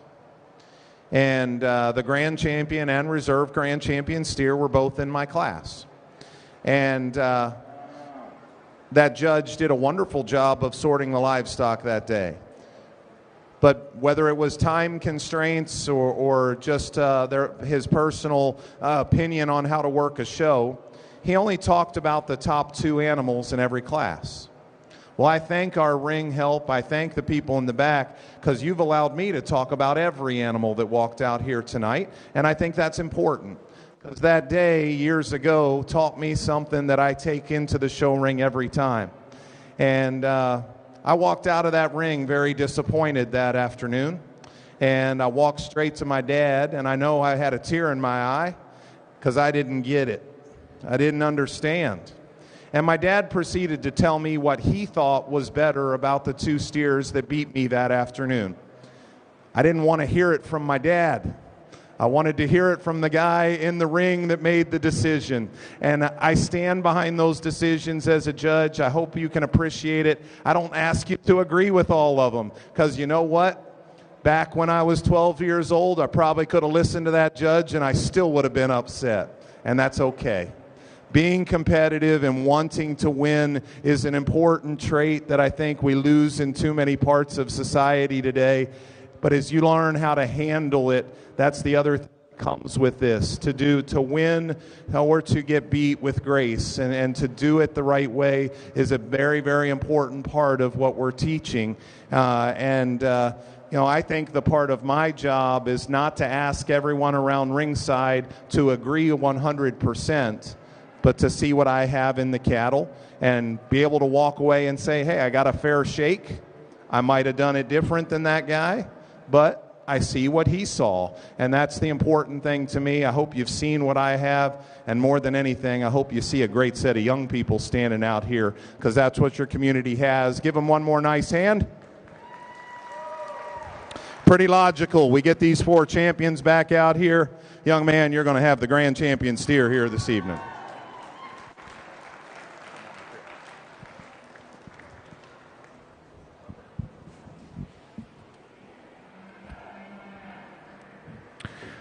For reserve, guys, you know, I've already made what I thought was the most difficult call that I had to make. My 2 favorite steers in this show were in that last division. And I had to make that call that they're both so good that I had to lean toward the more market-ready calf. Now this one comes back out, and maybe we're still stuck with that call a little bit, okay? You know, and that is by a huge margin. The best balanced, the best structured, the best looking, maybe the truest shaped steer that we've had in the entire show. If we'd have given him another bucket and a half of water and he weighed 1240, we'd all be saying, oh, that's a perfectly fine weight. Is 1175 completely out of bounds? I let everybody make that call. I think that makes it challenging here, but I don't think I could get on a plane and head home knowing that I didn't use the 2 best steers in your show. He is one of those steers. He is going to be the reserve grand champion. Great show, guys. Do me one more favor and give these guys one more big round of applause as they head out. Great set of market cattle.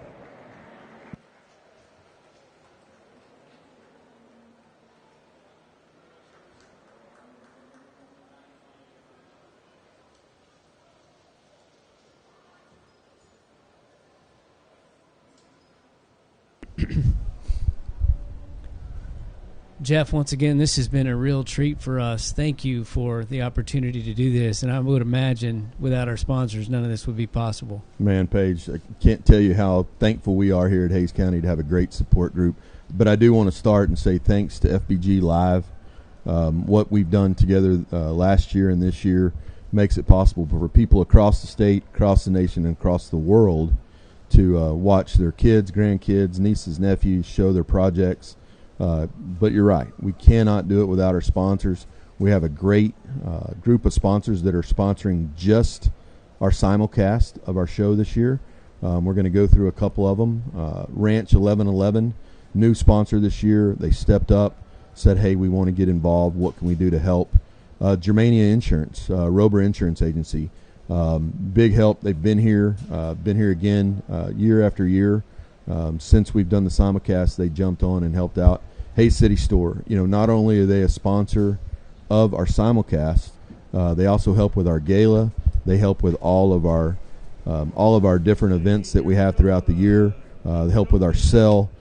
Can't thank them enough for everything they've done for our show over the last probably 8 to 10 years. Kindred Hospice, again, new sponsor. They stepped up and said, hey, what can we do to help? Again, can't do it without all these people. West San Marcos Dove Hunt, first year sponsoring our simulcast, but they've been a long-time supporter at our youth auction. They have a great event every September there in San Marcos. Couldn't do it without them.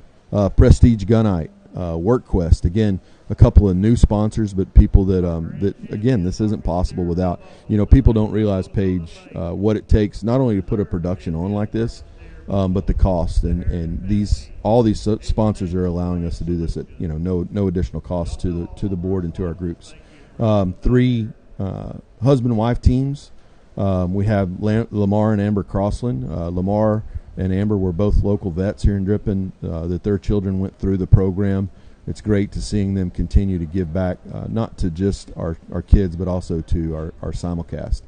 Joe and Chris Burke, again, new sponsors, but great part of what we do. And then a special one here on the middle of page 1 is Dr. Glenn and Marilou Rydell Scholarship. So not only are they sponsoring our simulcast, they also sponsor a scholarship. And again, really do appreciate Dr. Rydell and what he's done for our kids. Yeah, and as of late, we've had one more addition to that. Let me pull that up. Jim and Peggy Jansen. Tell me a little bit about them. Yeah, so for those of y'all that don't know the Jansens, I've been here in Hays County for quite a few years. Actually showed livestock here in the late 80s, and then my kids went through the programs here. Jim and Peggy have been involved since even when I was a youth. Jim is our treasurer on our board. Peggy helps put all of our sale together. Again, huge supporters of not only of our telecast, but also at the sale every year. While we're here on the same page, 2 names that if you don't recognize, I wish you would reach out to them. Southwest Erectors, that's Mr. Terry Polk and his wife, Jean. So Terry is our president this year of the Fair Board.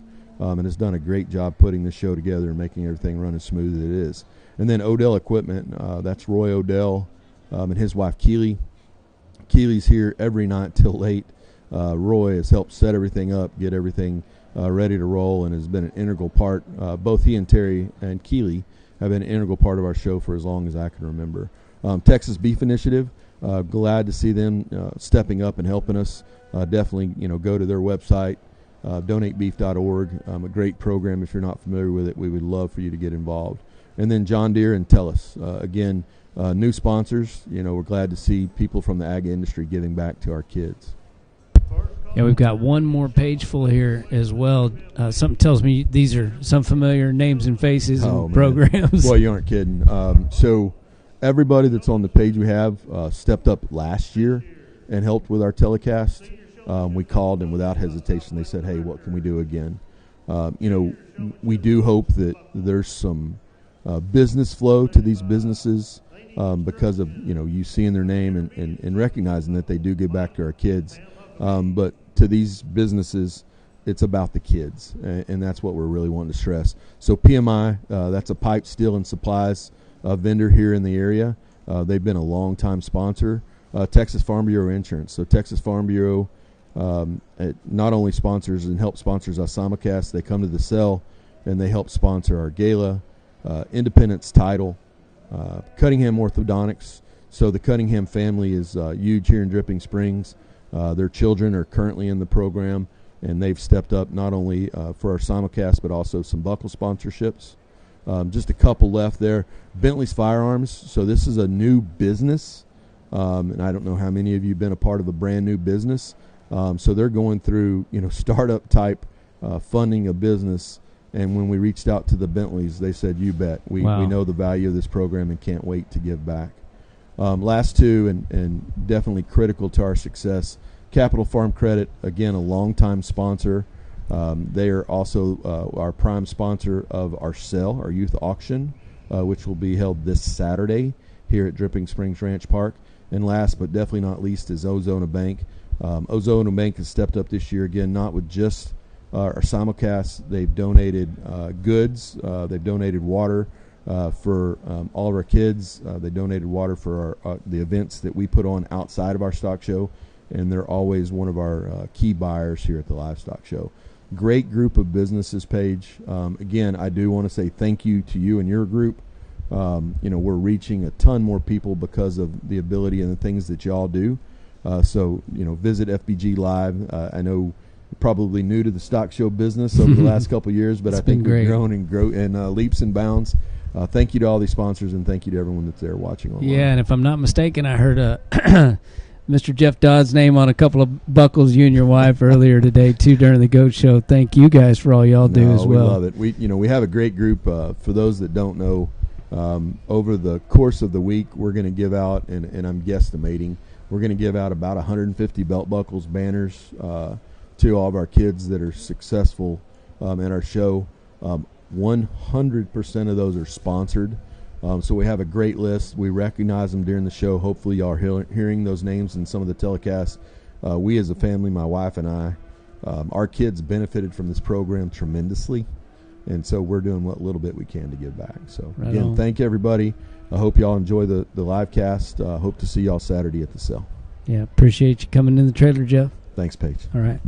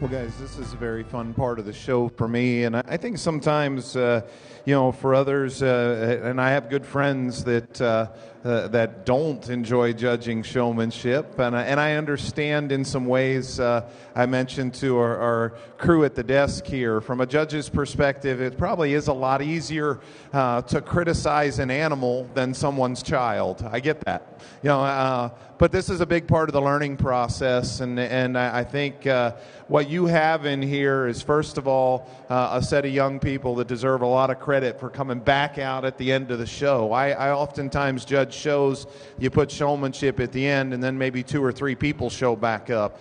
I credit this set of young people for being back out here and part of this. This is a great leadership team you have in your senior division, and they owe it to the younger people in your county to continue to show them the way, and they do a heck of a good job of it. Give them a big round of applause, if you would, here in this senior division. Now, one thing I would tell you about showmanship for me, though, when you do put showmanship at the end of the day, I will tell you, I've been judging showmanship all day long, okay? I watch you every time you're out here. I enjoy watching young people do their job from a showmanship standpoint. So there's no way you're going to flip a switch when you walk through the gate for showmanship and all of a sudden be in contention for champion showman if you didn't go after it all day the right way. And these young people have. And, a couple of things that I would tell you is important. First of all, group, when we enter the ring, and some judges have a little different preference on this. When we enter the ring, we're going to a rear view first. Get there, okay? Don't take those cattle all the way down and loop them all the way to the end and come all the way back to this end. As you come in this ring, I want you to pull directly into that rear view so that we can get that evaluation started. And then we'll walk them. Obviously, we walk the cattle later on. But that's one big thing to me, and then the other thing is spacing. Spacing is very important. In fact, even one of our 3 showmen that's left out here learned how quickly spacing can get you in trouble, right? If you don't give yourself enough space, then you're stuck letting the people around you dictate what happens. And when you pull on a side view profile, give yourself a couple of extra feet in front. That way, if an animal behind you gets too close, you can still pull up. Okay? But if you pull too tight to that one in front of you and the one behind you also pulls too tight, you're in real trouble. You're stuck now. And then you got to make sure that you have the presence of mind to just stop where you need to be and give yourself enough space. First of all, for all the showmen we've pulled in, you guys are not pulled in any particular order. Don't feel like there's a first or last or whatever. We're selecting one champion here tonight. And I kind of watched you all evening, and it boiled down to these 3 exhibitors. They've done a spectacular job from the go. What I like about the way that they get things done out here, I think they have been by some margin the most efficient in setting up feet and legs. In fact, if you've watched those 3 exhibitors, very rarely do they even touch feet and legs with the show stick.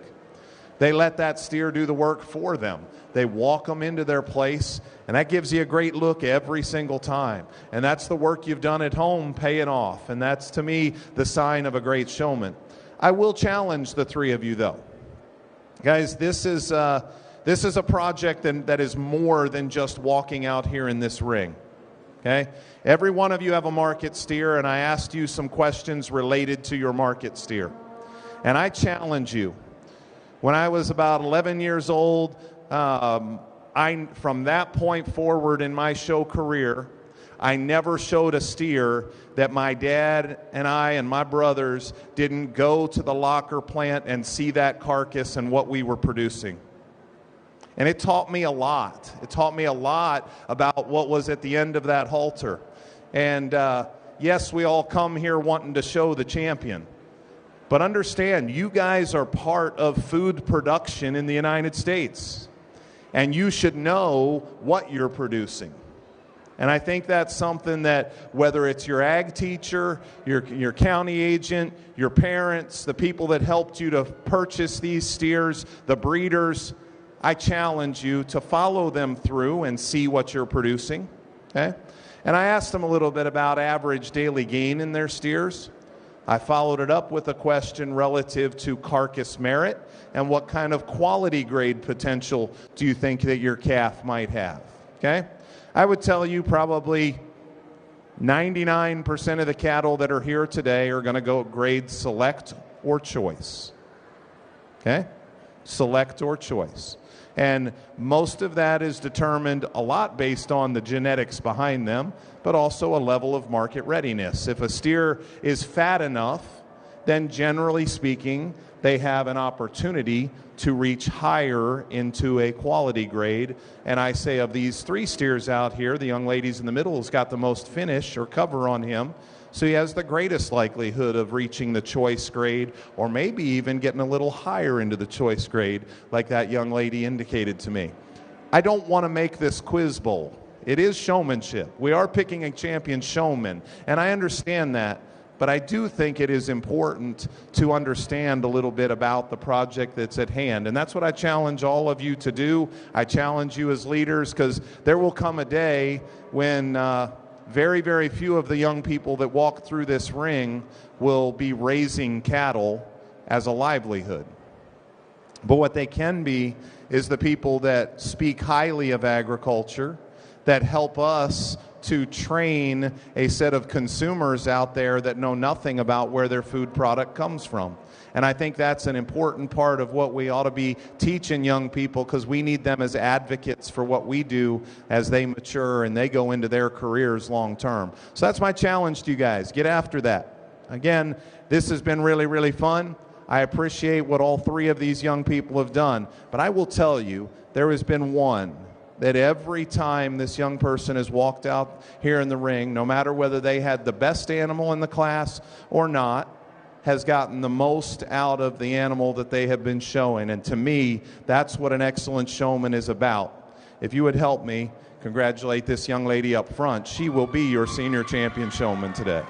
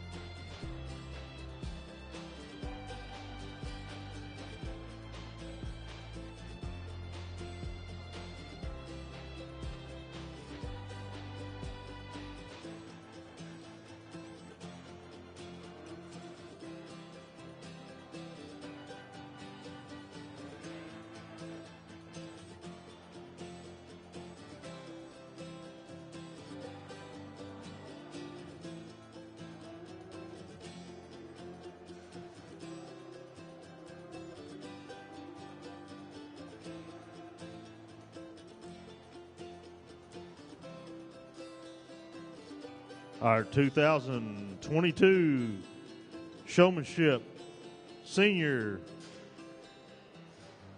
Bobby Kendall Schubert.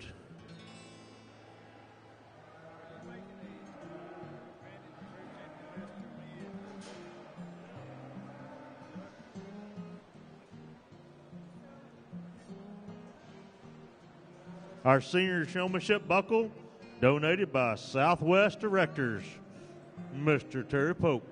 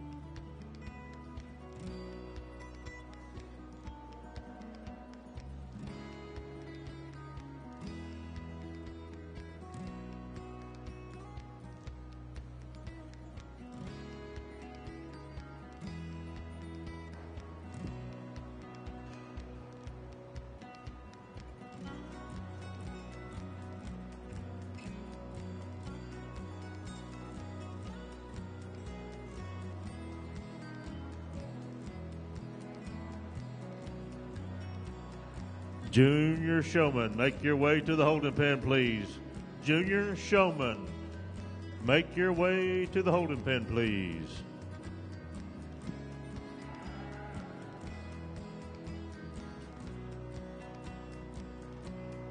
Well, guys, again, a very, very strong set of intermediate showmen. And, as we get it down to 3, I would encourage the other 4 young people, again, not pulled in any order, okay? But I want you to look at the other 3 that are out here real quick. And in particular, I want to look at how their hind feet are set up, okay?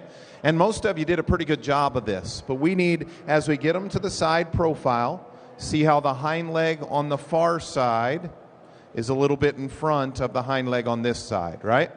And when we get them on a side view profile, that's one thing I'm really looking for, is who can quickly get those feet and legs set up like that. And those 3 did a really, really nice job of it. What I like is the attentiveness of all 7 of the exhibitors in here. Great eye contact, knowing where I was. Spacing was pretty good in this particular group, I thought. But it was the quickness, efficiency in which those 3 got those feet and legs set up that kind of separated them in this particular group. A couple of quick comments to each one of them. Young lady up front, is this your first year as an intermediate? You did pretty good in the juniors last year, didn't you? Now I should expect more, right? You're an intermediate. You keep moving up, you got to expect a little bit more. And I really love this young lady's style and approach, her demeanor, as she comes out here. As you move up in divisions, you got to start learning about some of the other things that a judge is going to expect. A couple of big things to me that she can continue to improve on. Whenever we're on this side view profile, okay, if I pull an animal out that is in front of you and they go over here into the line, you should pull up and fill that space, okay? That's just a standard rule of showmanship. And I'll make sure, if they're just spinning around and trying to get back in their place, don't steal their spot. But if I move them and I put them over in line over here, you should move up into that spot, okay? The other thing is, you become an intermediate and a senior showman, your style, your eye contact, your attentiveness in the ring is awesome. Now it's about also learning a little bit about your animal. Would it make sense if I said a good showman should be able to highlight the strengths of their animal and maybe do a good job of hiding the things that aren't so good about their animal? Okay? What did we say about the top line of your heifer? Little weak, right? Now, working at home, if you recognize that, now that show stick is your tool, okay? And you can use it maybe to scratch a little harder on her belly to pull her top line up a little bit, okay? And she's doing it. She's doing it a little bit. And she's not even totally used to that. And if you work her a little bit more and get her more and more used to that, that will help you to highlight some of her strengths and hide some of the flaws. Does that make sense? Okay. Does a great job for us, and I just really love her. You can tell when that young lady enters the ring that she loves doing this, and that's a big part of why we do this, and she's going to keep getting better as she works in this intermediate division. I think you can see maybe the experience of these other 2 young ladies kind of surfacing as we get these 3 back out, and now, for me, probably one of the more challenging decisions that I've had. And I'm going to tell this young lady in the red, I thought you did your best showmanship today when you thought I wasn't paying attention to showmanship. Relax. Relax. You are showing differently than you showed earlier today.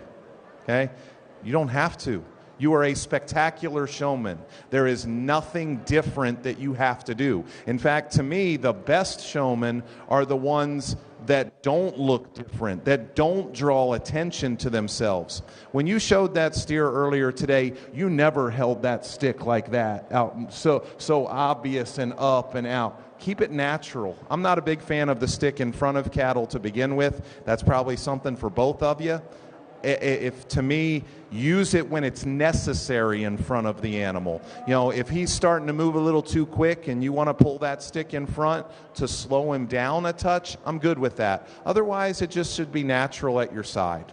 This young lady in the red by far has done the best job of keeping that steer set where he needs to be, utilizing her space, efficiency of setting feet and legs. She always knows where I am, and as she continues to just trust that she's got an unbelievable natural skill set and she can just stay relaxed, it'll look at one. In contrast, the young lady behind her has been quite relaxed, but maybe not quite as efficient in getting feet and legs set up, and maybe spacing wasn't perfect all the time. And she had to spin that steer a couple extra times because she didn't have quite the space she needed. I wish we could blend the things those two young ladies are doing here tonight to build us a champion showman, but that's the give and take that we have. I love what both of them do, what all three of them do, and these four as well. Great job. Young lady in the red here in the middle is going to be your intermediate champion.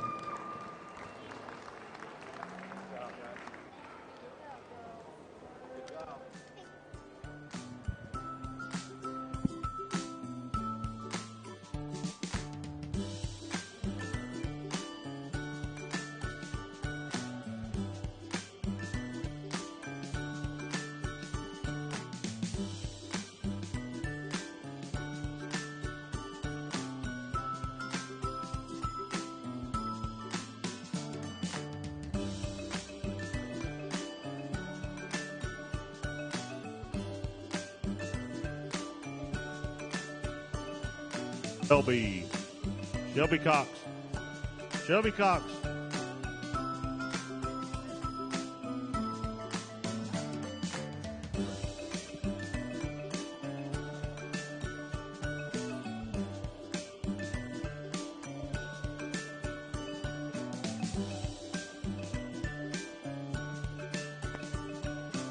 Our intermediate showman, Miss Shelby Cox.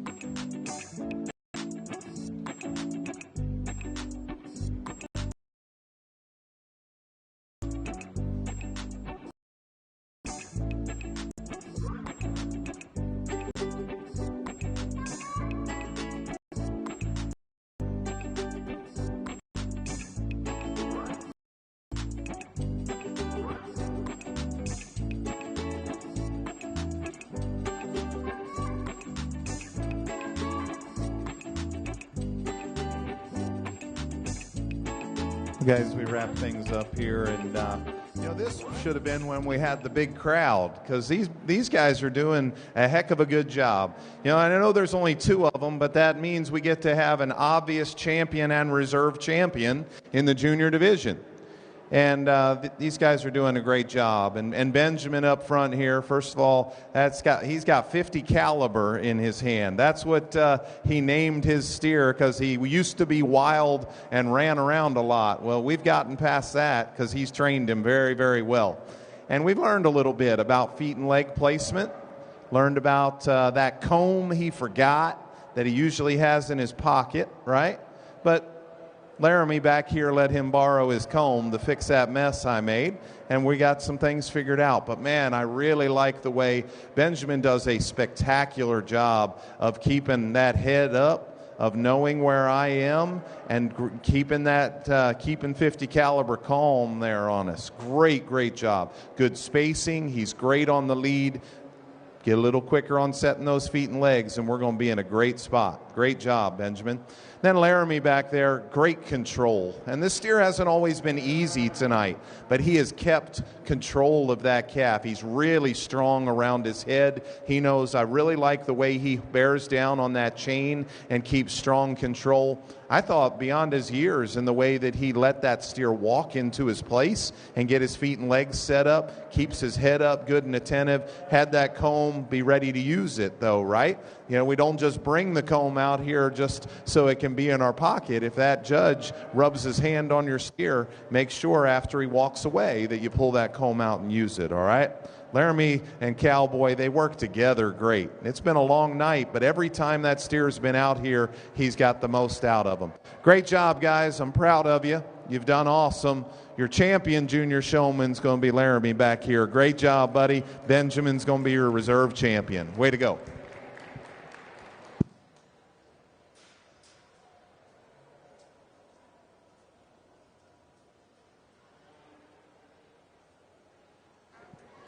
Our 2022 junior